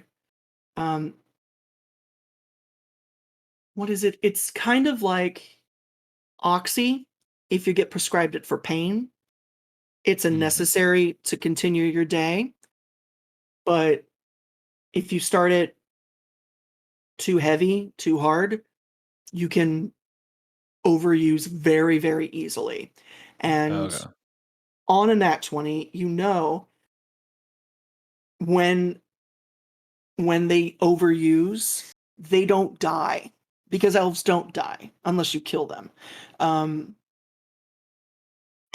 They live forever, but their beauty and grace is drained from them, and they become these husks. You've seen like pictures of them in like, I don't know where you would have, but like there's in like an odd medical book or something. When Golden Brown dropped her books, it just opened up on a page. Found a But- pamphlet in the trash once. Yeah, absolutely, absolutely. And it was and it was from someone from Silvermoon. There's a And it was banner a and you. honestly, yes, and it was a warning against. They're called the Wretched, and that's what happened. That's what the Blood Elves are called when they use mana to the point where they can't regenerate it themselves. Even if they take it, it doesn't create magic in them. It's there's this really terrifying thing with we're going to talk about drugs, boys and girls, so content warning. There's this really awful thing with cocaine where if you use it, don't use it ever, but use it too much and your body dies, or your brain dies before your body does. So your body just keeps moving and doing stuff, but nothing, like you're essentially Nobody's a you're a zombie. That is what the Wretched are. The best way I've been had it described to me was basically that cordyceps mushroom Yeah. Yeah. that's in The Last of Us. That happens to you. Yeah. It's terrifying and it's awful. And it is the best kept secret in Silvermoon City. Mana is easy to get and is suggested, especially if you are a magic user, which 99% of Blood Elves are. But no one ever tells them what happens when you use too much, too fast, too hard. Because it's not pretty. So of course Durg would know about that. Durg knows every ugly thing that happens in this world. He's one of them. Dun dun dun. That's the tagline for his sitcom. Durg, this fall on CBS. I'm sorry you're on CBS. We couldn't get better. No, I'm the trash man. I get it. At least it's not PBS, all right? That's his. Or That's his commercial. TNT. It's I'm the trash man. I get it. So yeah, you know what man has. Oh, That's fun. not gonna say anything because it's like, oh, that's fucked up. No jokes here. I'll offer further commentary on Butthole Y'all Culture know that later. that's heroin? That's weird. You guys just talk about that loosely? Really nice. What is this, a jazz club? Wait. So you've got the mana worms that are flying around, right? Yes. So it's kind of like mana worm is kind of like a heroin pigeon. Yeah. It's They're drug mules. They are literal drug mules. They just occur naturally in the wild. So you guys, you make your way just outside of Silvermoon. The entrance to the city itself, there's like this beautiful topiary little, bridge. Everything's just so fucking fancy and frou-frou. But right when you walk in, there is a giant gilded statue of the last king of Silvermoon, of the Blood Elves, Kael'thas Sunstrider.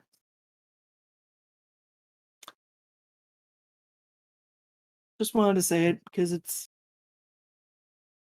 there. Also, those are words that both of you now know. Just to the east, or honestly, you guys are exiting the city, so just to the right, there is a small, like a flight path. It's this coop of bloodhawks that are sort of there. You can buy a ride to where you want to go on the Eastern Kingdoms. You have used these before. Yeah. Every once in a while when you want to get out of the city. You know? Like those 2 times. There is a direct flight path. Actually, the only one that you can use will take you to Tranquillin. And that's the closest you can get to the Farstriders. And to Sarthiel. Okay, I was like, also, is it what is it? It is Sarthiel. You say it wrong? I say it wrong again? Why are these names so stupid? His name is... I'm putting R's places where there shouldn't be. Southorol. Southroll. Southroll. Saltheril. Got it. Southroll. Got it. Okay. Saltheril. Got it. Thank you. You know, Saltheril. Doug's just gonna call him Sal. And I'm so excited for that. All right. Well, how much am I gonna have to? It's going to be 10 copper, and they are going to refer to him as your carry-on. We talked about Durg having a transportation mode.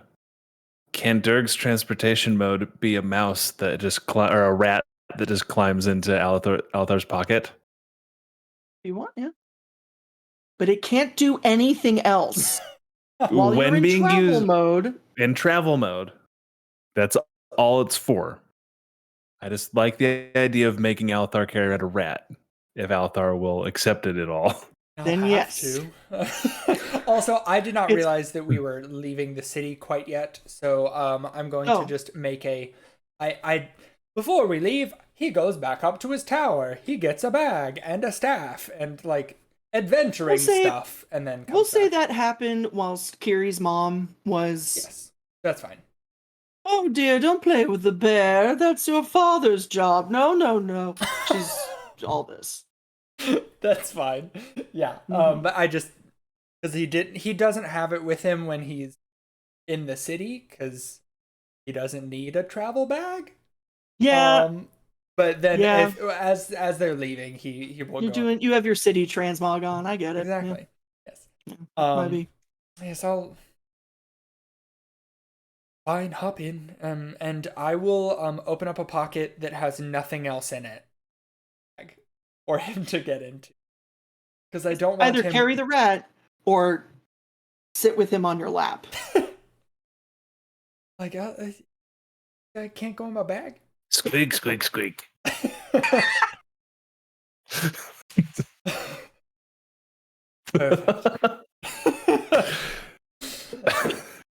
Sorry, that might be canon now. Even when he was a bear, it's just rah rah rah. Bear sounds. You can't talk, but you can't make animal noises. Yeah. The closest he gets is verbalizing whatever the sound is, but he can't converse like No. rawr, Rar, squeak, a, squeak, ow, squeak, chirp, chirp. rat noises. Because that would explain why Druid, like, he can't talk to the animals while he's in the animal form. Yeah. It's because he's just incapable.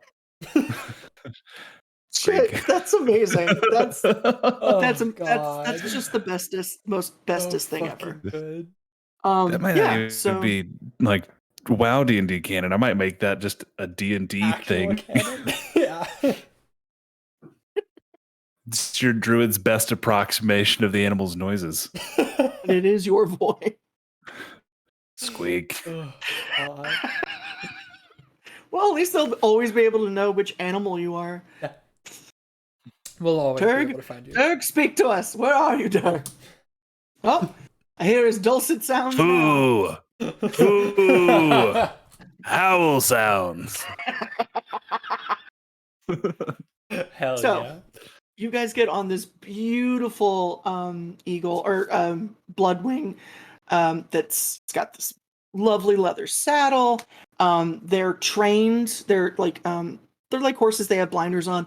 They're trained to go from point to point. So one of the trainers and keepers isn't going to be riding with you guys. It's just the two of you. As you fly over the beauty that is Eversong Forest. Dirk, this is your first time here? Yes. It is genuinely gorgeous. The trees are full. This is verdant as fuck. There's little motes of magic that just sort of float around, these little wispy things. Everything is just shiny and sparkly and wonderful. There's a couple of towers, here and there. With you can't really make out from this distance like what's happening around them, but there's some activity milling and seething. Like this place it's full of people and life, right? And then you get to the Scar. The Scar bisects Silvermoon City and all of Eversong and beyond. Scar is the mark that the Scourge made when the Lich King led them on their assault into Silvermoon. It's a trench that's about a mile wide. It's just ash. It's not even dirt. You see broken bits of bones and literal Warcraft machines that have been broken and burned. And in the middle, just wandering aimlessly, but never leaving the confines of this trench, you see skeletons, zombies, corpses, trudging aimlessly, mindlessly. Every once in a while, you'll see a flash of gold and red. One of the armed guards from Silvermoon dip into the trench. There'll be a fluster, and bones will go scattering, and the guard will dip back out as they sort of bat them away. But even as that happens, as you fly past, you see the bones start to stir and reform. That this is what this is now. And it doesn't change. As we fly over it, Mhm. Alethar just mutters some curses. Yeah. Squeak, squeak. Squeak, squeak, motherfucker. Squeak, squeak, indeed. You fly over the Elrindir River and into something that it used to be known as, all of this used to be known as the Crystal Song Forest. What you just passed through is the woods. It's much smaller. This southern part is now just called the Ghostlands. The attack of the Scourge was far worse here, and the minute you cross the river, the air gets colder and things become gray, like the storm is just about to hit, but not quite. It's not eternally overcast like it would be in the Plaguelands, not that you guys would know. But there's something, it's still beautiful, but it is frightening and dark here. Below you see bats with ungodly wingspans flying through the spindly, kind of like gnarled and decrepit looking trees. You can see green eyes of panthers prowling, but there's something wrong and off. And you can hear up against like every once in a while there's outcroppings of rock and stone. You hear the sound of large spider legs crawling over the rocks as these arachnids that are, I mean, the size of a car tire. They don't, scurry and scuttle. Their movement is regal and precise. This is their land, and they stalk and walk proudly amongst it. The Scar is still there, and the difference between the remnants of the Scourge here is that these guys have armor. You see a few of them actually carry swords, and instead of being mindless, have a little bit more purpose to them. They still don't leave the Scar, but you do see them sort of conducting troop movements. And there are two paths that cross the Scar, lovingly known as the Stitches. They're raised, and you can see that these are dirt. They're not ash and detritus. Or detritus? It ain't shitty, but there's no grass, and it's a place where you can cross over the Scar if you want to get to the other side. But there is stuff still in the scar that will cross paths with you. You fly. There is a tower, not as tall as the ones that you passed in Crystals or in the forest. Excuse me. Eversong. Why am I getting this wrong? Crystal Song is in Northrend. This is the Eversong Woods and Forest. Never. Don't listen to me. This one is a little run down. The red orb at the top is not shining and is actually a little akimbo. The golds that usually would circle it, would orbit it, have sort of fallen off their axis and aren't spinning. You land, and there's a ranger-looking person in leathers that takes the reins of the hawk, feeds them, and sort of chills. I want you guys to make perception checks.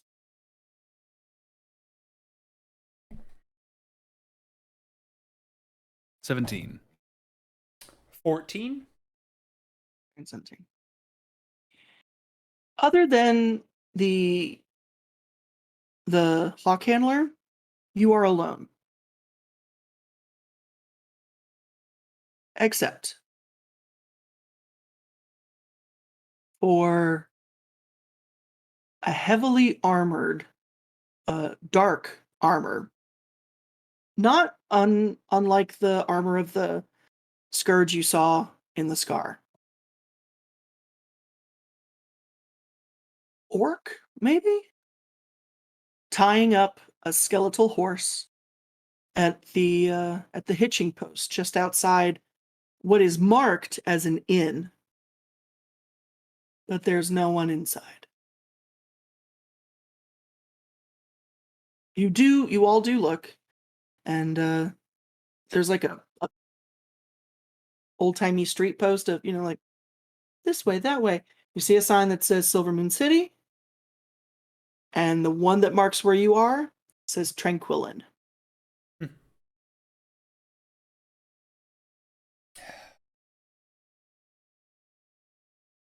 Oh. All right. Squeak. I will pull you out of my pack and put you on the ground. Be free. Reverts go back away. into Dirk, chewing on just a little tiny piece of fabric. Zog, as you're tying up your horse, which is more out of habit because you don't need to, you see this beautiful fancy elf fly in, let a rat out of his pocket, which immediately bamfs into this goblin. They're the first people you've seen since you left Lordaeron proper, since you left the Eastern Plaguelands. The minute you made it into the Ghostlands, you haven't seen a soul that wasn't an animal. It goes, all right, look at that. Couple of live ones. Get it. Yeah, you get it. Like, pats the horse on the side of the head. He just goes, yeah, you get it. And, like, the moment he pats, the horse just goes, and just scattering of skeletal remains all over the ground. Oh, yeah, that's right. You do that. You do that now. All right. That's sad. Are you thinking what I'm thinking? I don't know. Thank God. I'm so tired of these fucking elves. They're all, come here, you big guy. Oh, man, you're not looking so good, are you? Just, like, slowly turns and, like, looks down. He's just like, all right, nice to meet you. What's your name? Pleased to meet you. I'm Doug. What's your name? Grizzgog. Nice to meet you, Grizzgog. That's shit. Nice. I haven't got your name. I see you brought one of the pointy-eared fuckers. Alethar will walk over. He did not bring me anywhere. In fact, I brought him. My name is Alethar. Tomato, potato. Like, come on. What? What's a couple of living doing out here? I'm He's taking me to a party. All right. south of Rill. I have business of my own to attend to. What brings one of your stature and armament and Oh, mate, nah, liveliness? Just a death night. That much I was able to put together, but why? All right. I got Why this here? here. All right, I got this thing here, and he like pulls out a little piece of paper. And then pulls out like a rough-hewn journal that looks like it's seen so many better days. And just poorly written, it says, he goes, when, or, like tries to widen the one eye that has a very large scar through it. And he's like, no, alright, hold on, I got this, hold on. You're a big guy. Wind ruiner, nope. Alright, hold on, I got this. Wind, right? Runner, right? Spire, wind runner spire, right? Ladies heirloom, right? That's where I go. Uh-huh. I got I've this got from no this fucking thing idea here. what any of that meant. Does Runner ring any bells? Yes. Matthew all is know who the aware. Windrunners are. Matthew Okay, is aware. Yes, but- especially as members of the Horde. You guys know, honestly, as members of the Alliance, you probably know more. But yeah, you absolutely know the name Windrunner. You would know a little bit more, maybe. Sure. You know what? Make history checks. Let's see how much you guys know. Mm-mm. Yeah, 22. Grigzog, make one too. 0. Oh yeah, you don't know shit. 3. You know, no. 22. 22, yes. Yeah. I thought it was 4. Yeah. Apart from the infamous Sylvanas, her great grandfather started the Farstriders. Oh. And it sort of like got passed on through the family. Her mother was Ranger General before her. It was supposed to go to her older sister Illyria. Illyria didn't want it. So it went to Sylvanas, though it didn't go to Sylvanas. Sylvanas earned it. Like there was some stuff about it. Not that she didn't deserve it, but it was just this weird thing. Lady Illyria is heralded by the Alliance as a great hero. She sacrificed herself in the when the orcs first came and the Legion first arrived. This obviously was many years ago. Sure. She disappeared. However, in maybe like 20 years ago or something, when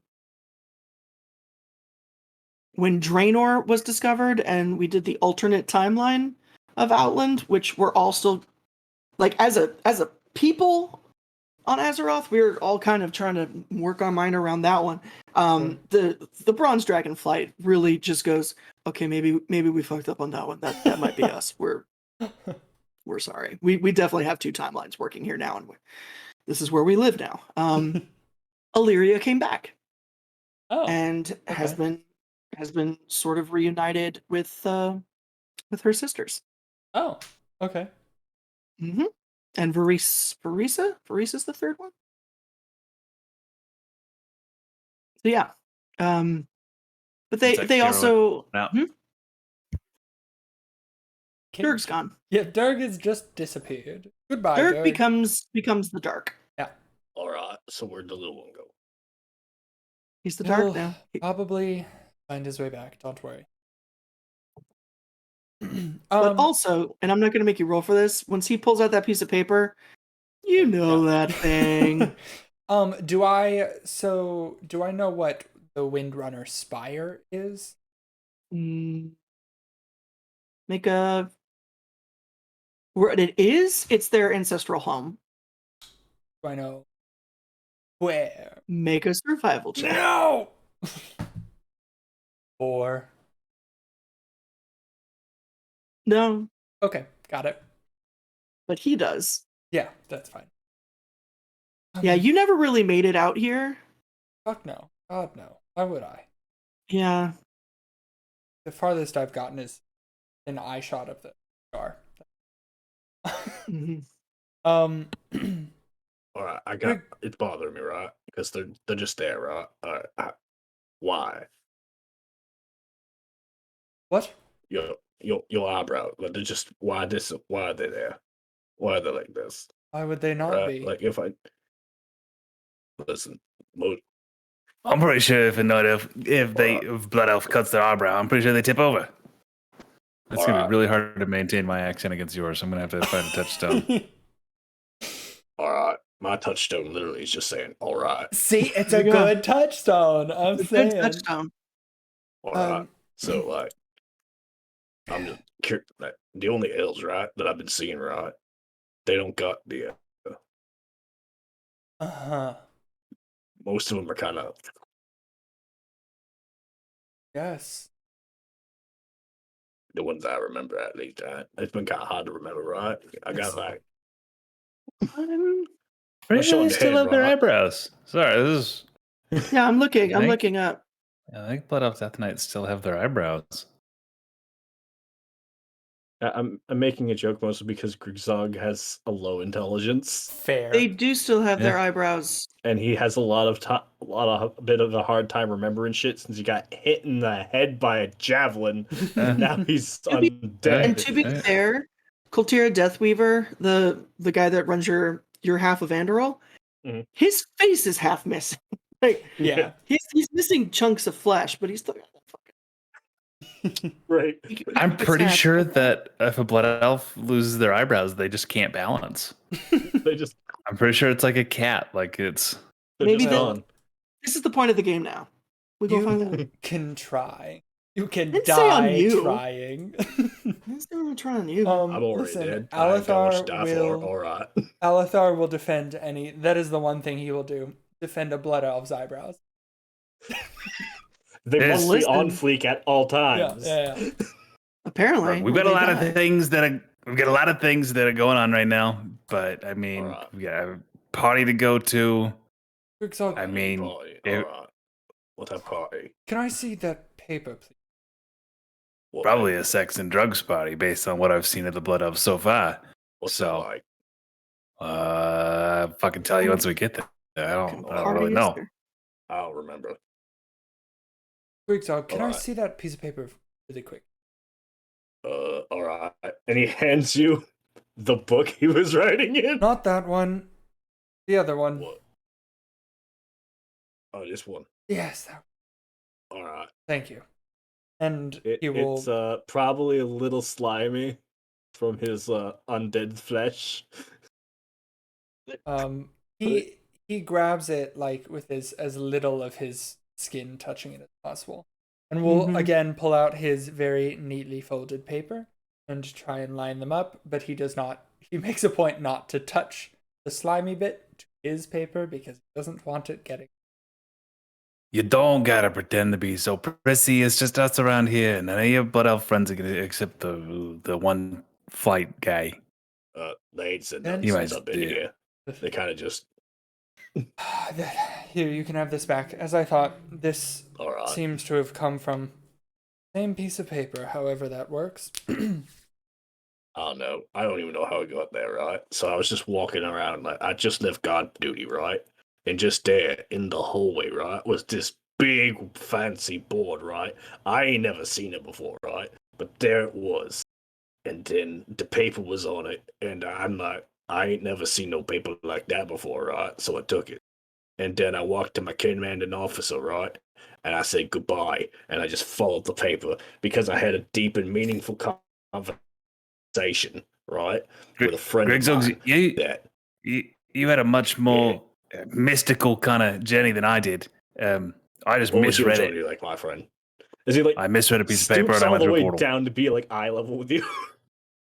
I misread a piece of paper and I went through. All right, I've never been through Yeah. portal, so you're gonna have to tell me what's that like, right? What was that? It's Like? actually not really. I'm like slipping into Australian. I'm so sorry. I'm going to have to find a touchstone. It was fine until your accent. Right. Um, All right. I mean, that's yeah. fine, right? Just join me here, right? It'll be fine, mate. Yeah. We'll all be Australian by the end Yes. of it. We'll all be Australian. Right. Terrible Australian. Now I'm doing everything poorly. I can change his voice if you would like. Okay, man. No, I just have to figure I just have to be able to hold on to an accent, which is something I It's always hard. had trouble doing. Because it's Really fucking hard to do. Yeah. There we go. There we go. There we go. There we go. Yeah. There we go. There we go. There we go. It's really Go fucking next. hard What's to do. up? There's my touchstone. Yeah. Walking through a gotta portal is kind of like walking through a portal is like starting one space, walking to another spot. But if you cut out all the steps in the middle, it's fucking weird. incredible. It is All right. the greatest It's thing. like- It's the greatest so way it's to go. kinda like And mages that. are a bunch of suckers. They just do it for you for free. All right. So it's kind of like I was running the battle, right? And then one of them, like, Yeah. what the hell is it called?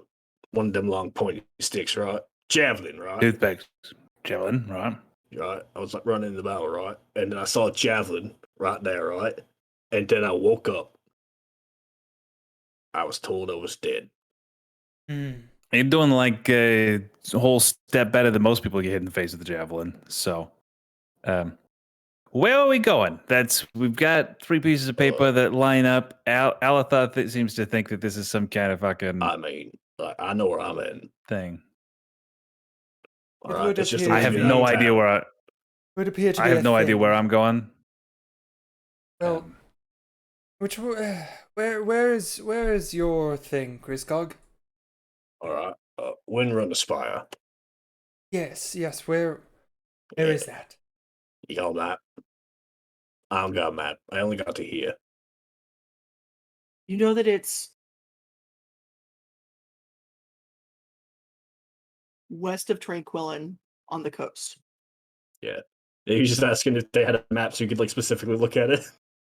Yeah, You got a map. I'll pull out my map that still has a glowing waypoint to the Farstrider Farstrider? Enclave. Mhm. Yes. All right. He just like looks at it and he goes, all right, so I think it's like if we're here at Tranquillin, right? And he touches your map and then he draws a line. He goes, it's over here on the coast somewhere. Gotcha. All right.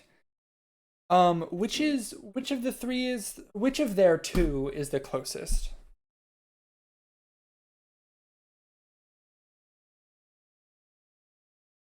They're equal distance apart. All right. Honestly, they're equal distance apart. Gotcha. Well, we can either, if you would like to join us, Grisgog, I have an odd feeling that this is somehow all connected, but we are also heading over to South. Matthew can read things to South Aril's Haven. Shit name. Then eventually have to go to the Farstrider Enclave. But if you would like to join us, we can either go to South Aril's Haven or Windrunner Spire first. Going to be equal distant. Or In no particular Excuse me. hurry. Excuse me. Farstrider and Windrunner are equidistant. South Reels is the farthest right now. Oh. And let's go to Windrunner Spire. all right. Sure. All right. Windrunner Cool. Spire it is. I think this is a We good got place to take a purpose. break really quick. Yeah. When we come back, we're gonna go to Windrunner Spire. Yay! All right. we will So be yeah, back. let's just do a 10. Real short. Sounds good. Okay. See you guys soon. Okay. Awesome. Thank you. Bye. Boy. Damn. Hello, everybody. We're back. Hello. We are Random Counter Productions. My name is Megan. I am your lore master for this evening as we play a sort of homebrew version of D&D based very much on the World of Warcraft. World of Warcraft. Wow. We didn't do it a lot in the first half, so we got to get them in now. With me, we have just go around real quick and reintroduce yourselves. My name's Matthew, and I'm going to be playing Alethar Bloodweaver, the Blood Elf Warlock. I'm Andrew. I will be playing Durg, the Goblin Druid. I fucking guess. I'm Daddy, and I am playing Grigzog, the orc. .org. Hold on real quick. Then no, Okay. Matthew. Okay. Yeah. Sorry, that was a pre-stream conversation that just got finished. Yep. So, we find our intrepid heroes. They're gathered in the small abandoned hamlet of Tranquillin in the Ghostlands in the Eastern Kingdoms. All have been sent. Sent. They all took quests, whether they read the fine print or not. Given to them Or at by all.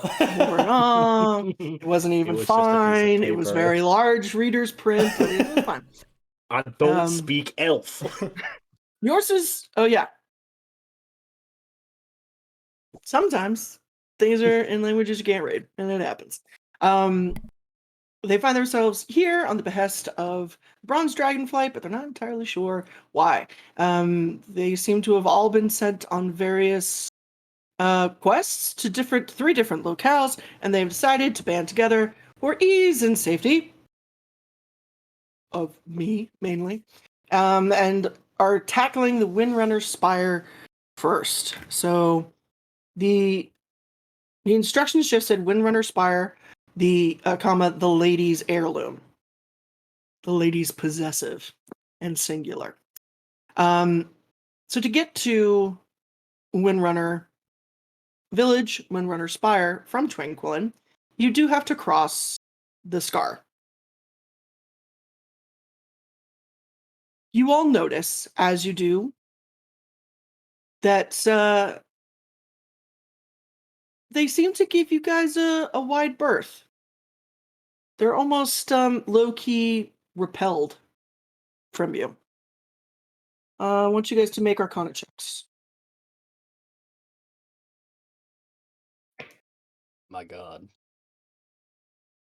Craig's like, 17. you beautiful idiot. Natural 20 with a -1 for natural 19.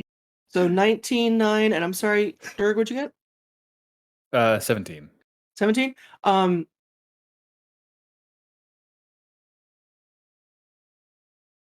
Alethar, you're a little distracted. But the other two, they recognize the armor of a Death Knight. And when they were created, because the armor hasn't changed, right? You are covered tip to taint in skulls. They recognize someone who outranks them by far. And the blue in your eyes is the blue of the original of their Lich King Arthas. So you get the idea that he's Grigzog is acting as sort of scourge repellent at the moment. You're welcome. Fucking lucky we brought you along. Yeah. Otherwise, bro, would rip you apart, you know. Right. It's kind of what skeletons do. Hey, Yeah. bud. Hey, we're fine. Hey, not We all just of move them are on from bad, it. All right? Some are pretty nice, all right? I got one back Yes. home. He's got skin on him, though. I don't. But he's Tell you pretty what, nice. if we ever find ourselves amidst a horde of angry rats, I'll repay the favor. All right. How do you no, I'm kidding. As you guys travel, you're very much on a path. Every once in a while there's like a broken fence that denotes that, you know, this is the path and such. In the distance, like off to the side in the tree lines, you can see those giant spiders. You can hear the fluttering of bat wings.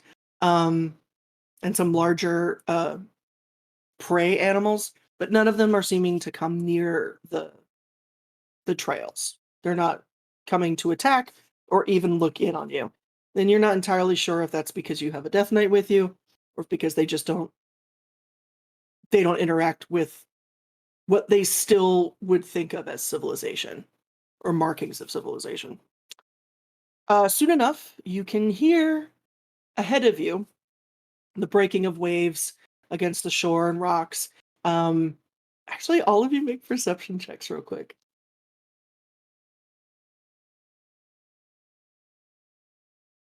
15.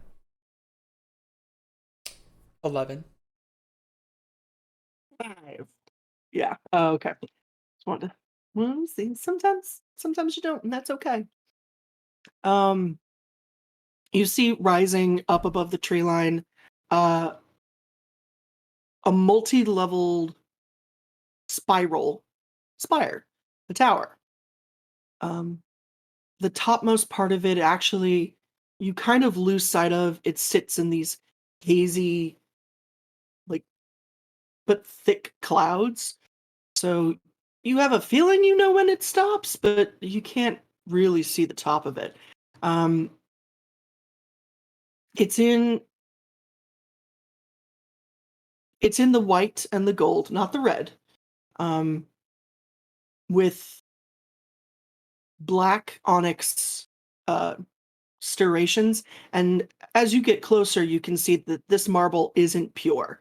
It does have some of the marbling that traditional marble has, but that there's also these black accents on everything.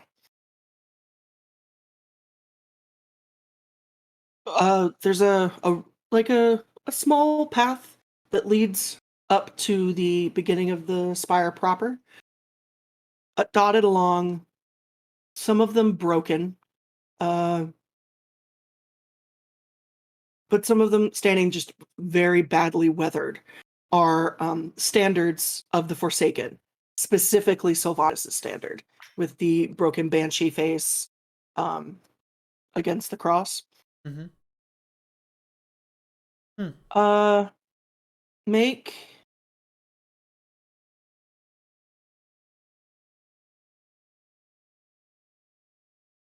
perception checks. 18.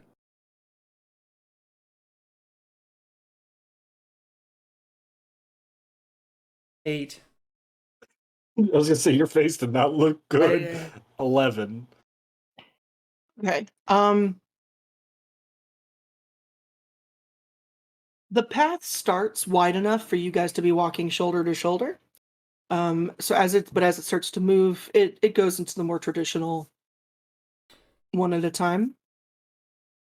And so it's like, 10 by. But so do we want to do a marching order real quick? I will be in the back. I will be in the middle. And I will be up front since I'm apparently the magical deterrent for undead right now. We're also the only motherfucker wearing armor. Yeah. I will have our. Look, I grew up on the Bilgewater. I've got thick skin. Just show your toenails. Ain't never cut them in my life. Oh. Gross. Sorry, can you give me those one more time? I know 8 and 18. And then I have an 11. yeah. As you walk past the standards, Berg, you see a fluttering in one of the standards. Not wind, but like a shift in the face specifically. Like you see it move. Oh, that's just fucking unsettling. You guys see that? What? The faces are No, it's moving. not. The faces on the Alright. banners. Well, yeah, Tapestries. it's windy, right? So, like, it's gonna move, right? Which would make Yeah. the thing move. Here's Because it's windy. you It's had not trouble windy. with letters earlier. I'm gonna tell you something. Wind doesn't make pictures change. And are there any exceptionally like large, maybe face-shaped rocks on the ground in front of us? We're walking, like face-sized rocks on the ground. No, Damn it! You foiled my prank, I'm so sorry. as you should be. I have one. Are there I am the worst DM. are there then if there are no large rocks on the trail ahead of us, are there any of those fence posts that are any rundown fences along the fence of No, the because trail? by the time you get up here, there's not posts anymore. It's just kind of there's the standards every once in a while. The one that just moved Uh-huh. is full. There's two back that is also full, and the others have either they're just fallen to the side or they're cracked in half, and you can see like the stumps of the post. Okay, never mind then. I mean, they're removable or No. what? That's fine. It's fine. They're Okay. not removable. They live there. Touch them at your own peril. Yeah. You know, when your nose starts itching, it lets you know that somebody was thinking about you and their plans got fucked up. Mhm. I don't know why. I'm having that particular feeling right now. All right. I Mm. mean, like my head's always itching because I got a hole. But all right, you Yeah, say so. the javelin, right? Yeah, Okay. it's honestly all I remember. Poor guy. Create some new memories for you, big guy. All right. You move up. You make it to the first floor. The stuff in Silvermoon is very, we've talked about open, no door. This is no walls, no nothing. The stairs spiral, flatten into a platform, spiral, flatten. There's nothing. And it's right on the edge. You can actually see the water here. Elements be damned. Okay. The first floor has a decent sized table. Chairs are turned over, and there's a armoire in the corner that's got some shelves, or some drawers, excuse me. And then little pieces of detritus, leaves, sticks, things like that, things that have blown in. And then there is the curve of the stair that goes up. Real nice place you brought us to, yeah. Yeah. All right.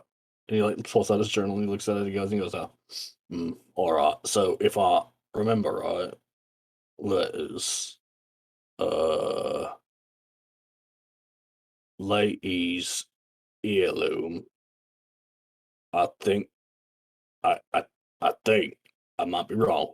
All right, but I think it's possessive. And he's like looking like at Alethar, like side eyeing, like, am I reading this right? Please, you look like the knowledge man. And he is just, much like I am, slowly nodding. All right. We're already here at Windrunner, so we gotta find the heirloom, the lady's heirloom. I don't know what it is. So I just know it's we're looking. I'm guessing it's either an heirloom or we're looking like for some tool that's used to weave ears into a fine thread. So one of those two things God, is what we're trying to find. would hope it's the first. Right. All right. I don't know. I'd be kind of interested to see what the second is. All right. Like, what does Would it be like the ear itself or the wax inside? Hopefully It'd neither. be a wax loom if it was. Can I make you wax? Which shows his finger. As you guys are having this riveting conversation, you all hear, again, no wind, but you hear that the standard, the banner, snap and like flap hard, like it's in a hurricane. And as you turn to look, you see shuddering out of the fabric, leading face first out of Sylvanas' broken mask. This wraithish, transparent, feminine form. The face is very much like Sylvanas's. Not that you guys would know because you've never seen her before. But it's an elf, beautiful, but with gray tear-stained cheeks, and the hair is just sort of messy, disheveled. The eyebrows are there, and Yes. in this diaphanous dress, it's very similar to what Kiri's mom was wearing, except it's very ragged. It's all in shades of like gray and blue and green, and as it floats out incorporeally from the banner, it looks at all of you, drops its jaw, and screams. Oh. So, fuck me. I need Durg and Alithor. I need you to make a con save for me, please. This isn't by chance a charm effect, is it? No, this is really not. All right. 18. Magical Okay. sleep.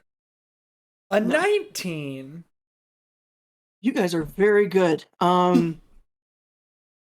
You both take 10 points of psychic damage Oh God. as this wail howls out of her. Grigzog, this completely unphases you. All right, that's Yeah. nothing. Why are you doing that? Let's. As a reaction, Mm-hmm. Alithar like kind of recoils, and as he does, he just like throws up his hands in defense. And Uh-huh. I need her to make a dexterity saving throw. 5. Cool. So she is going.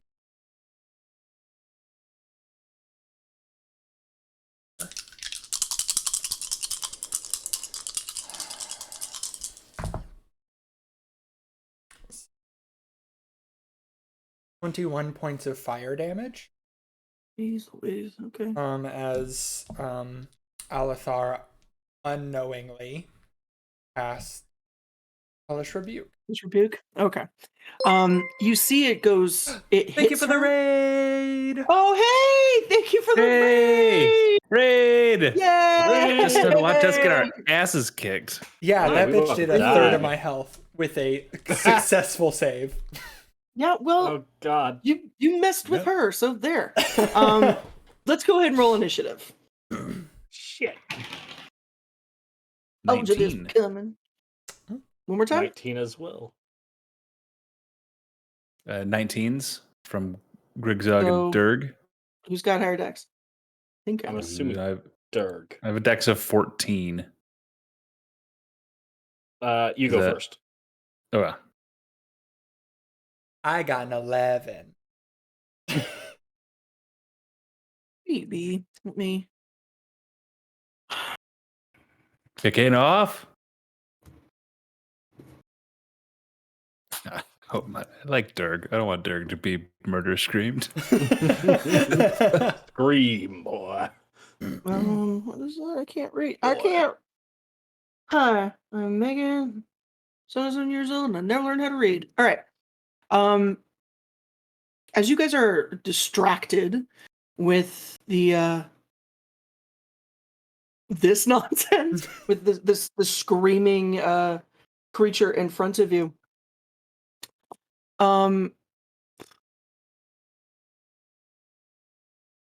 damn it, damn it, damn it, damn it.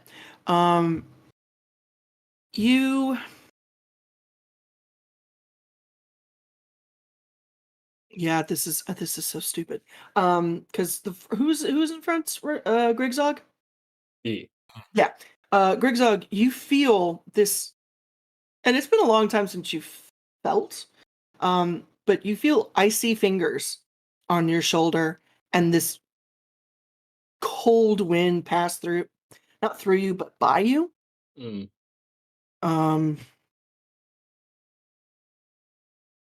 Does a 17 hit? A 17 just misses. Well then, yeah, you still feel something. It just doesn't hurt you. All right. That'll be that. Durg, you're up. Okay, and this I'm gonna call it a banshee. I'm assuming banshee-esque. Is it flying or did it come down? It's about, let me look. I think it's 10 feet. It's 10 feet away from y'all, and it's off the ground, but it's not like, it's more hovering Okay. for ghost effect rather than yeah. flying. Yeah. Yeah. Dirk is gonna run forward, and as he runs, he like begins to shift, and his clothes and stuff like fall to the ground. And as he shifts, the last thing you see is just that naked goblin ass, as he turns into a clawfoot raptor.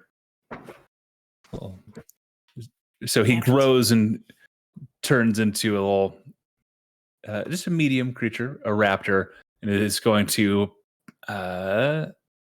jump at. He's not going to pounce because it's not 30 feet away, but he's going to make a bite attack or a claw attack at this banshee creature. Is the 14 to hit? Hits. Gets.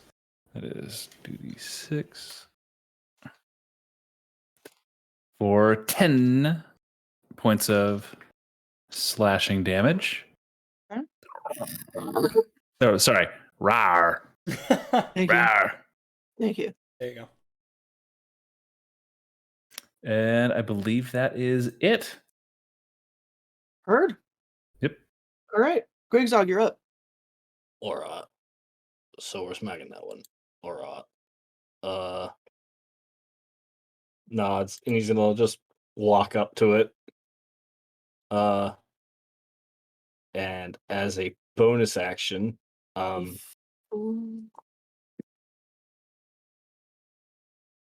this one? Before you do, Mm. because you're moving out of their range, Yeah. the creature that has moved up and was touching you, 23 will hit. Yeah. They reach out and they try to grab you. Their fingers move through your bicep, but you feel this icy sting as their nails go through. You take 17 necrotic, Okay. which I think you might be resistant to. I would assume so if I'm undead. Mm-hmm.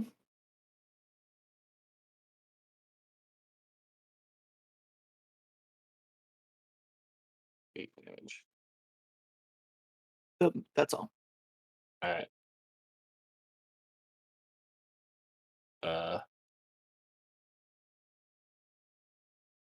yeah, he's gonna step forward a little bit, and just to give us some space. Where is it? Where is it? He is going to use his channel divinity. Turn the unholy.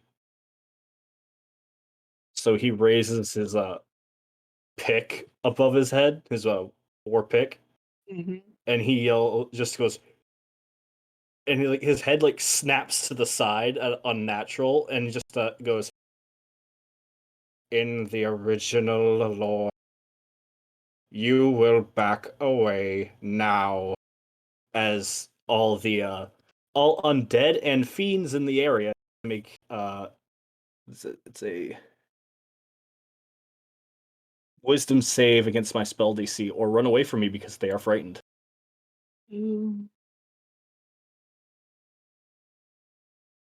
Okay, let me check this. The DC they have to beat is 15. Okay.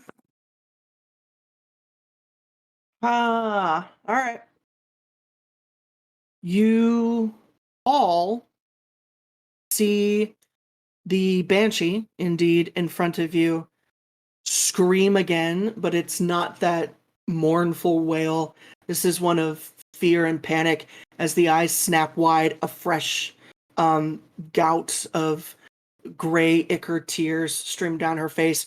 Her fingers go into her crazed hair as she turns and flies away. We're gonna say because you turned around in your phone, you see Alithor, you see the translucent ghost of a woman in what you recognize as Farstrider armor, who was reaching out for Grigzog.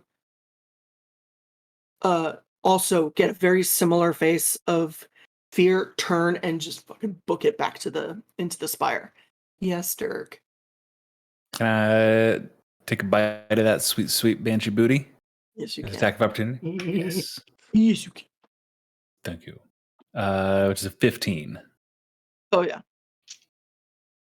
for 13 points of slashing damage. As she floats. Well, hold on, let me double check this real quick. Rawr. Yeah, she floats away. I mean, it's hard because they're ghosts, but she don't look good. Oh, Okay. sorry. Grigzog, Alithor. Okay.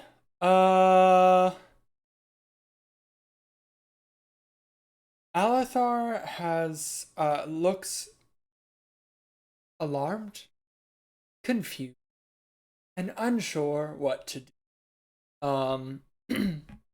As this is his first time in combat, so I think he's going to kind of look between the two banshees and kind of not knowing what he's doing.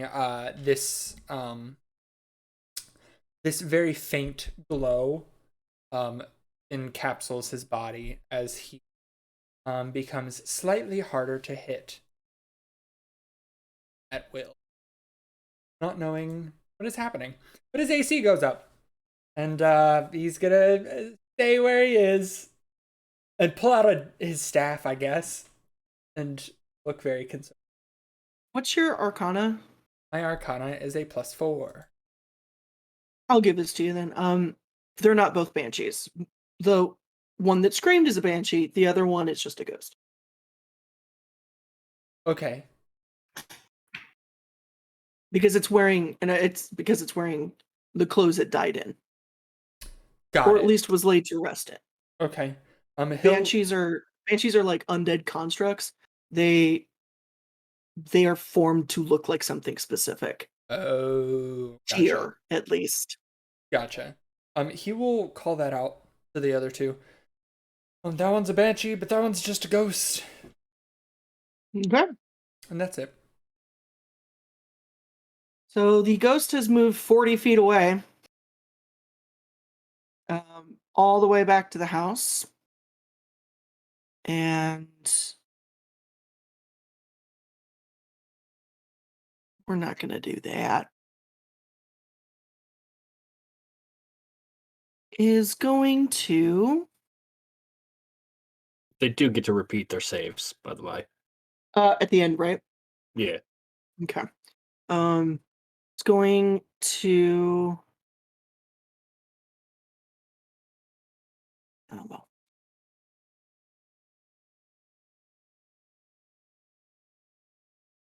Does a... Because you made her scared, so also because it's you. Grigzog, does a 16 hit? 16 to hit Yeah. me. My armor class is 18. So no. No. Oh, Okay, you see the ghost like materializes out of nothingness. This beautiful bow, and draws 2 arrows and looses them at Grigzog, which just completely clang off of his armor. And that's gonna be her. Oh wait, now she's gonna save. Nope. Okay. Now it's the okay. We're back to the top. La Banshee.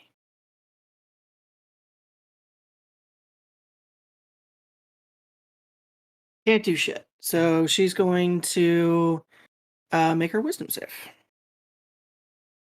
Okay, yeah, on a nat she makes it. So she's not scared. That's all I got. Dirg. Chasing after the banshee. That's little raptor doing like the zigzag. If there were tall grass, he'd be running through it. She went 40 feet. I have a speed of 50 feet as a raptor. Nice. You know, little zigzags. Rawr, rawr. Which is a 14 to hit. Hits for 10 points of slashing damage. Oh, she's really not looking good. That's all I got. That's Okay. I'm just a raptor. I just scratched my little arms. I mean, it's bad. I don't know how one knows when a ghost is looking bloody. Sorry, Grigzoggy. Is going to turn around and Every now and use then. his look. He's gonna look over at the ghost that just tried to shoot him. How far is the ghost away from me? 40 feet. Cool. Is going to use a bonus action to use his to activate a profanity, Here we which go. he summons that skeletal horse from underneath of him. So now he's riding a horse and just rides at it to smash it, Okay. which is the war horse skeleton has a speed of 60. You absolutely make it to her. All right. And he's going to swing with the pick. Topic. The pick. He gets 2 attacks. Does a 14 hit a ghost? Yes. All right, so it takes 10 piercing damage on the first hit. Okay. And then the second hit, 22 to hit with 14 piercing damage. Yeah. Not looking good. Elithor, you're up. Cool. He is just going to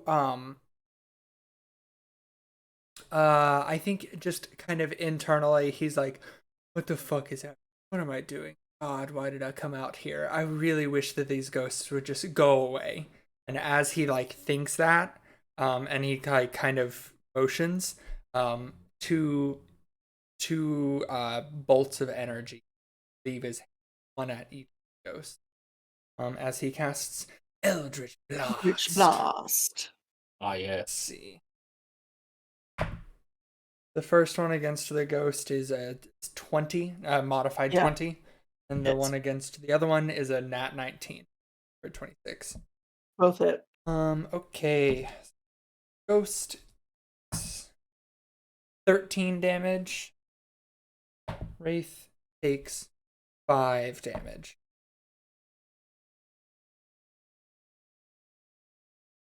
And that's As you it's you just let these bludgeoning off? damage. Okay. Or force, I mean. As you hit the banshee, it lets out this guttural wail that diminishes back in his throat as it just sort of wavers, and then this orb of spent gray essence drops at Dirg's raptor feet. Alithor kind of like opens his eyes up again and looks over. Good job, Dirg. Dang. Rawr. Rawr.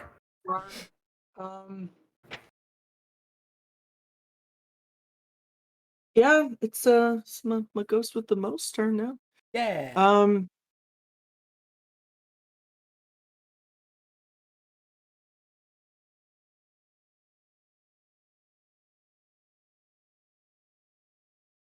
on now. Now that you're in melee, the bow disappears. Um, she reaches up to you because you're much bigger than she is as an orc anyway, but definitely on the horse, on the war horse, Grigzog, you're much taller than she is. She reaches up to your waist and you recognize the movement is one of desperation and like she's asking you to stop for help. Mm. And you feel the cold along your skin again, but there's no damage. Which is good. She ain't scared no more. All right. Man, she's dead. Gerg, you're up. Whips around and is just gonna dead sprint back towards the other ghost. That's gonna be 80 feet. Yeah, it's so action to dash so I can get there. I won't be able to do anything once I'm there. Yeah. Actually, no, I'm not gonna action dash. I'm just gonna move the 50 feet. Okay. And so you do. Grigzog? He'll deactivate the profanity so the horse disappears. And so now he's standing in front of the ghost. And the head is like still cocked at that really odd angle. Do I get the sense of like the desperation of it realizes what I am and it needs help, or is it like just the visage of the ghost? Make and an this insight is what check. it does. Make an insight check. 17.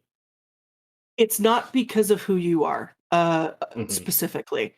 And not because you're a death knight. You get this creature is martial, was martial. Recognizes another like a fellow soldier. You have this horrible, sick feeling. When you died and were raised as a scourge for a hot second, you were mindless. You did what you were told. But sometimes, every once in a while, things trigger and you can remember what pieces of what you did. Right? For the most part, it's a fog. Yeah. You remember this because you cut down women reaching to you in a similar fashion when you were first raised. When you were riding through the fields of the breadbasket of Lordaeron and culling Stratholme and, well, not culling Stratholme, but culling all the rest of it. People look to you for help, and you very specifically remember that's what this is. It's a very specifically a mother asking for help. Take 2 points of psychic damage. That's fair. For PTSD.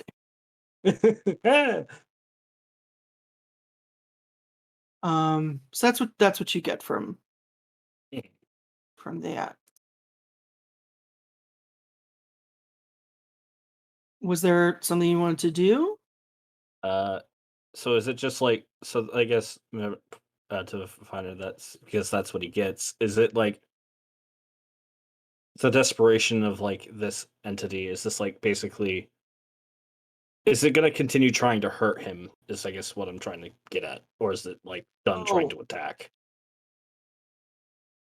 For the moment, you don't see it as a feint.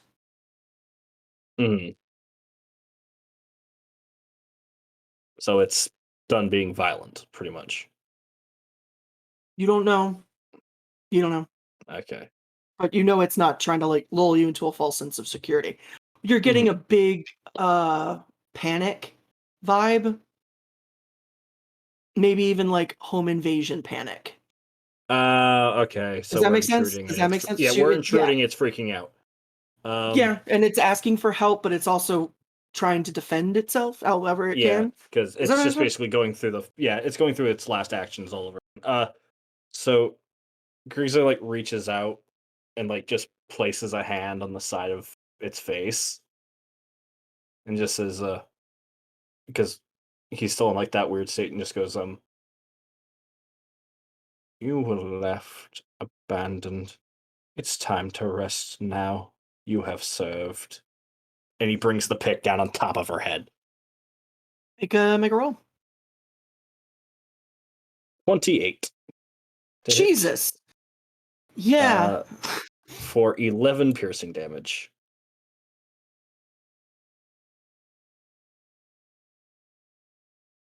How do you want to do this? It's as he raises the pickup, this dark energy starts flowing all over it. And when he drives it in to the top of her skull, like it meets resistance as if it's hitting a body. And then she just goes, "Bah!" And she does, the smoke sort of fades. Very similar from the Banshee, this orb drops. You guys are, you did it. You fought the ghosties. I had misread something. So as Durg, still in raptor form, like walks up, not all of his equipment dropped to the ground. His vest stayed on Yes. because druids, their equipment drops to the ground, merges with them, or can be worn if it makes sense. And you know what the right answer here is. Yes, That it's a vest raptor with a stays up. Raptor in a vest. Raptor Yeah. in a vest. raptor in a vest. He does walk up to like where his like backpack and pants fell on the ground and like kind of like kicks them into a little pile. Just And then- Donald Duck in it. Donald Duck. Straight Yeah. Donald Duck in it, man. Raptor in pants doesn't make sense. Raptor in vest does. That's way But he cute. kinda- What the hell, Matthew? How did Yeah. you not know that? He kind of like So, walked over and kicked his stuff into a pile and like nudged it with his nose, like towards Alethar. Rar. Rawr. I will pick it up. Nods, like pushes you with his nose, and just like walks around. Rawr. You said that a gray orb dropped from the Banshee. And the ghost. And the ghost, yes. But the ghost is Grigzog is near the ghost. Can I go head over towards the Banshee and see if that gray orb is? Absolutely. Make me an investigation check. You got it.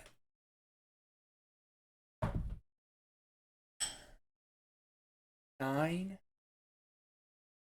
As you reach for it, it sort of disintegrates at your touch like gray sand. Or like actually it's more like a bath bomb dissolving and there's stuff inside. Oh. Okay. Yeah. So you find 90 silver. Okay. A diamond worth 50 gold pieces. I don't know if that's important to anybody for anything. Not me. Mm-hmm. 2 iron ingots. Okay. A pound of butter. Take it. Just take it. I'm not gonna leave it on the ground. Oh. And a shield. Okay. Is the shield emblazoned with anything specific, or is it just a generic? It kind of just it's a blood elf shield. It's got Sunstrider's crest on it. Make a history check for me.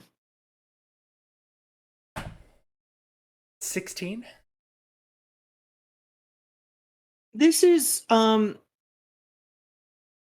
an OG Sunstrider. Like maybe not even Kael'thas, maybe his dad.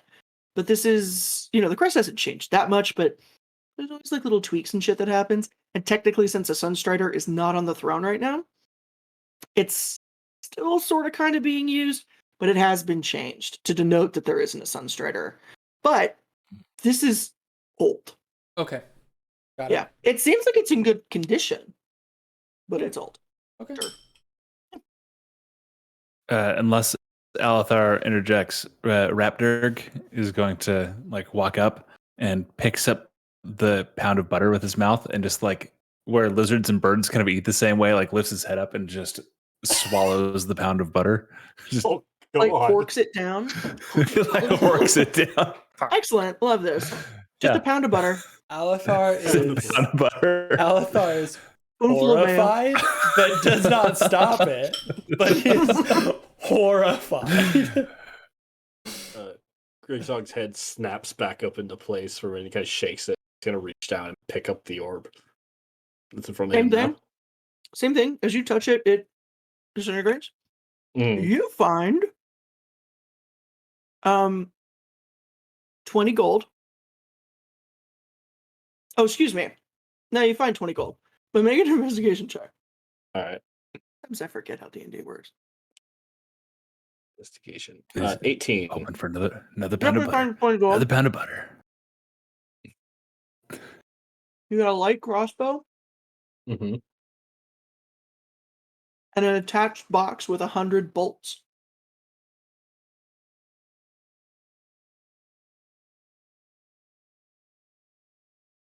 A bag of ball bearings, like 95 of them, Yeah.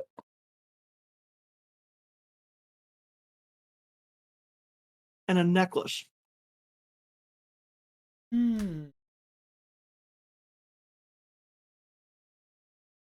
All right. The necklace is gold. Mhm. A locket. On the back, how I didn't have this prepped, I will never know.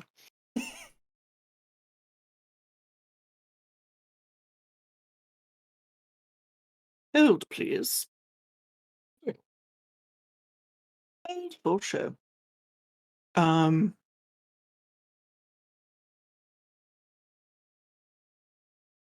Fuck you. You tell me what it is. Oh, I hate this. I hate this place. I hate this place so much. It says on the back, to Sylvanas, love always, Illyria.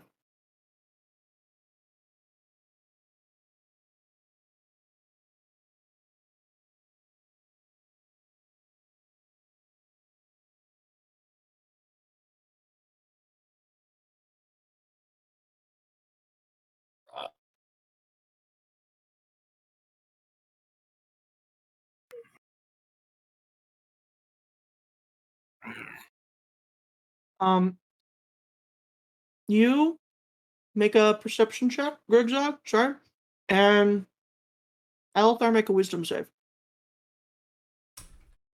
Wisdom save. Is this a I- charm I'm in. effect or a magical sleep? It's a wisdom save, motherfucker. Do what I say. I am. I'm Being- trying to figure out if I have advantage. No. That's a natural 1 for a 3. Thank God. Okay.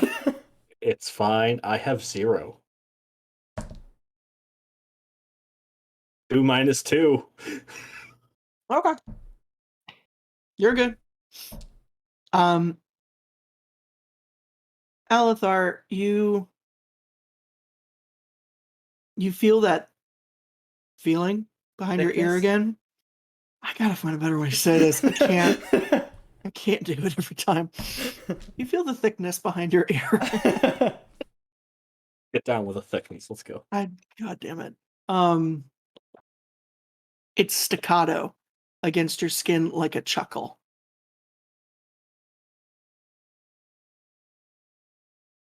And you get a flash in your mind of a green fog, like acid green, that sort of like a heartbeat.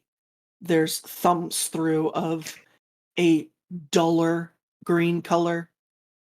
I didn't mean for it to happen, just did. And then as like the heartbeat gets faster, and it almost explodes, you see 2 red, very clearly, eyes through this mist. And you hear laughter in your head, and it wipes. Huh. Okay. Good. Alethar looks a little horrified and kind of like blinks and shakes his head a little bit.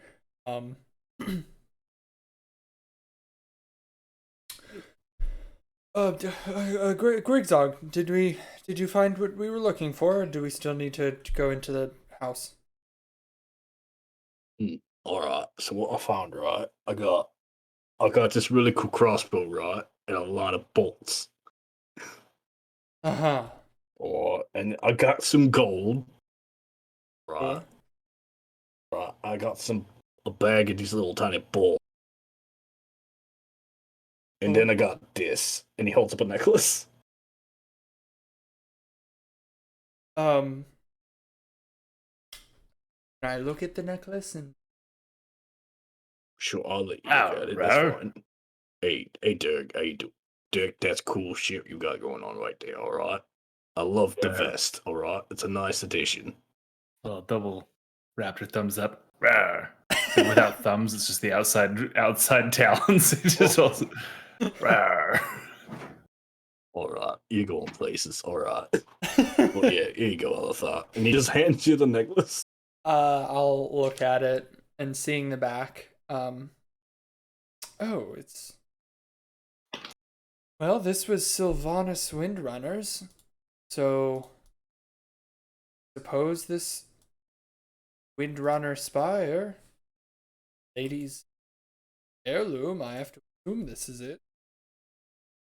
Alright. You say so. I'll hand it back. All of you except Grigzog make perception checks.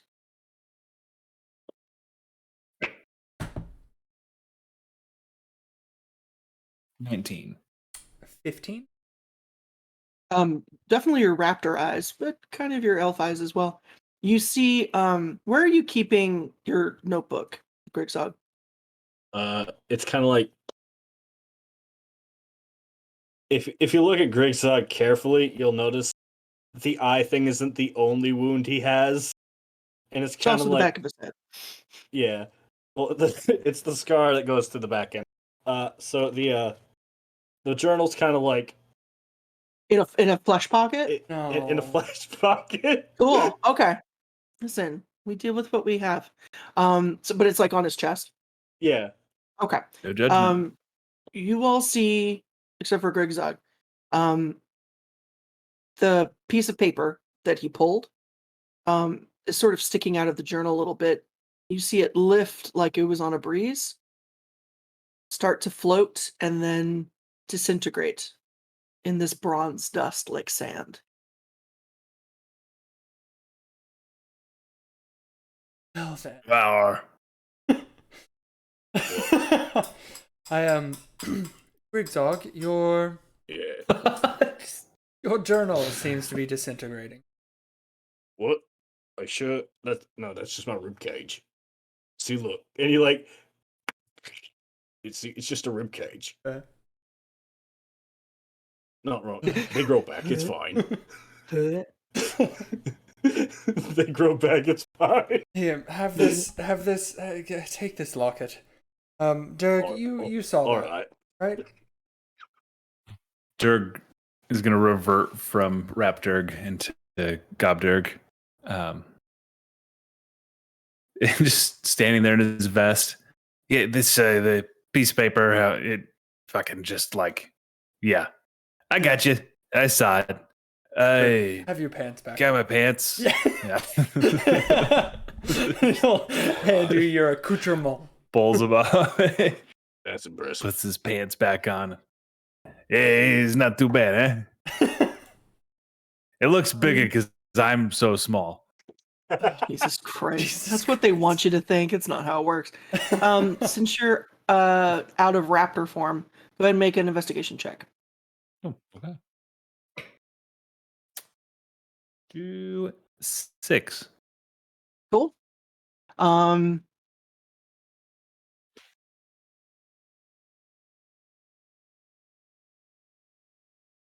I would be a dick. You don't get any fun stuff like money or butter. But you see, I got the butter. I got the I- butter. No, there's no more butter. You see, like oddly wedged in the table, a hand harp, like a yeah. Oh no shit! I'm gonna make beautiful music, guys. Look at this, and he jumps up God. on the table. It's Yeah. not strung anymore. Ah shit! I will Yeah. eventually make beautiful music and pulls it where it's wedged in the table. Lifts it up. All of you make wisdom saves. It's not an effect. Just make the save. 26. Okay. 17. 12 doesn't get it, but the other two, the minute you dislodge it, it's almost like a holograph scene pops up. You see, or like you're going through the haunted mansion, right? Okay. You see, a very stately with a beard, older, I guess, stately with a beard, gentleman sitting at the head of the table, looking over a scroll. The woman you were fighting in the armor, with the bow, sitting leaning against the table, with her chair sort of angled, looking at a teenaged, maybe like early 20s, elven young man who's got like his hair isn't very long yet. It's kind of short, playing the lute.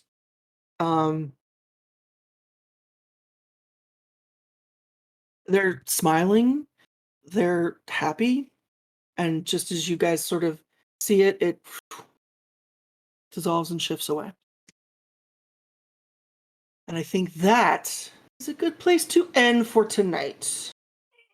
Wow. That's a good place to end for tonight. Wow. So we got a shield, we got a necklace, we got an instrument that we can't use. Yeah. I think that's a good, and some butter. Some You know, Butter's I want gone. a bag. We don't have any butter. a light snack. just looting stuff. So thank you guys so much for being here. Thank you guys so much for playing. This has been a pleasure. We will see you guys So much for next running Monday. Thank you. Yep, we will see you guys next Monday. Same bad time, same bad channel. Rip Kevin Conroy. And yeah, have a good night.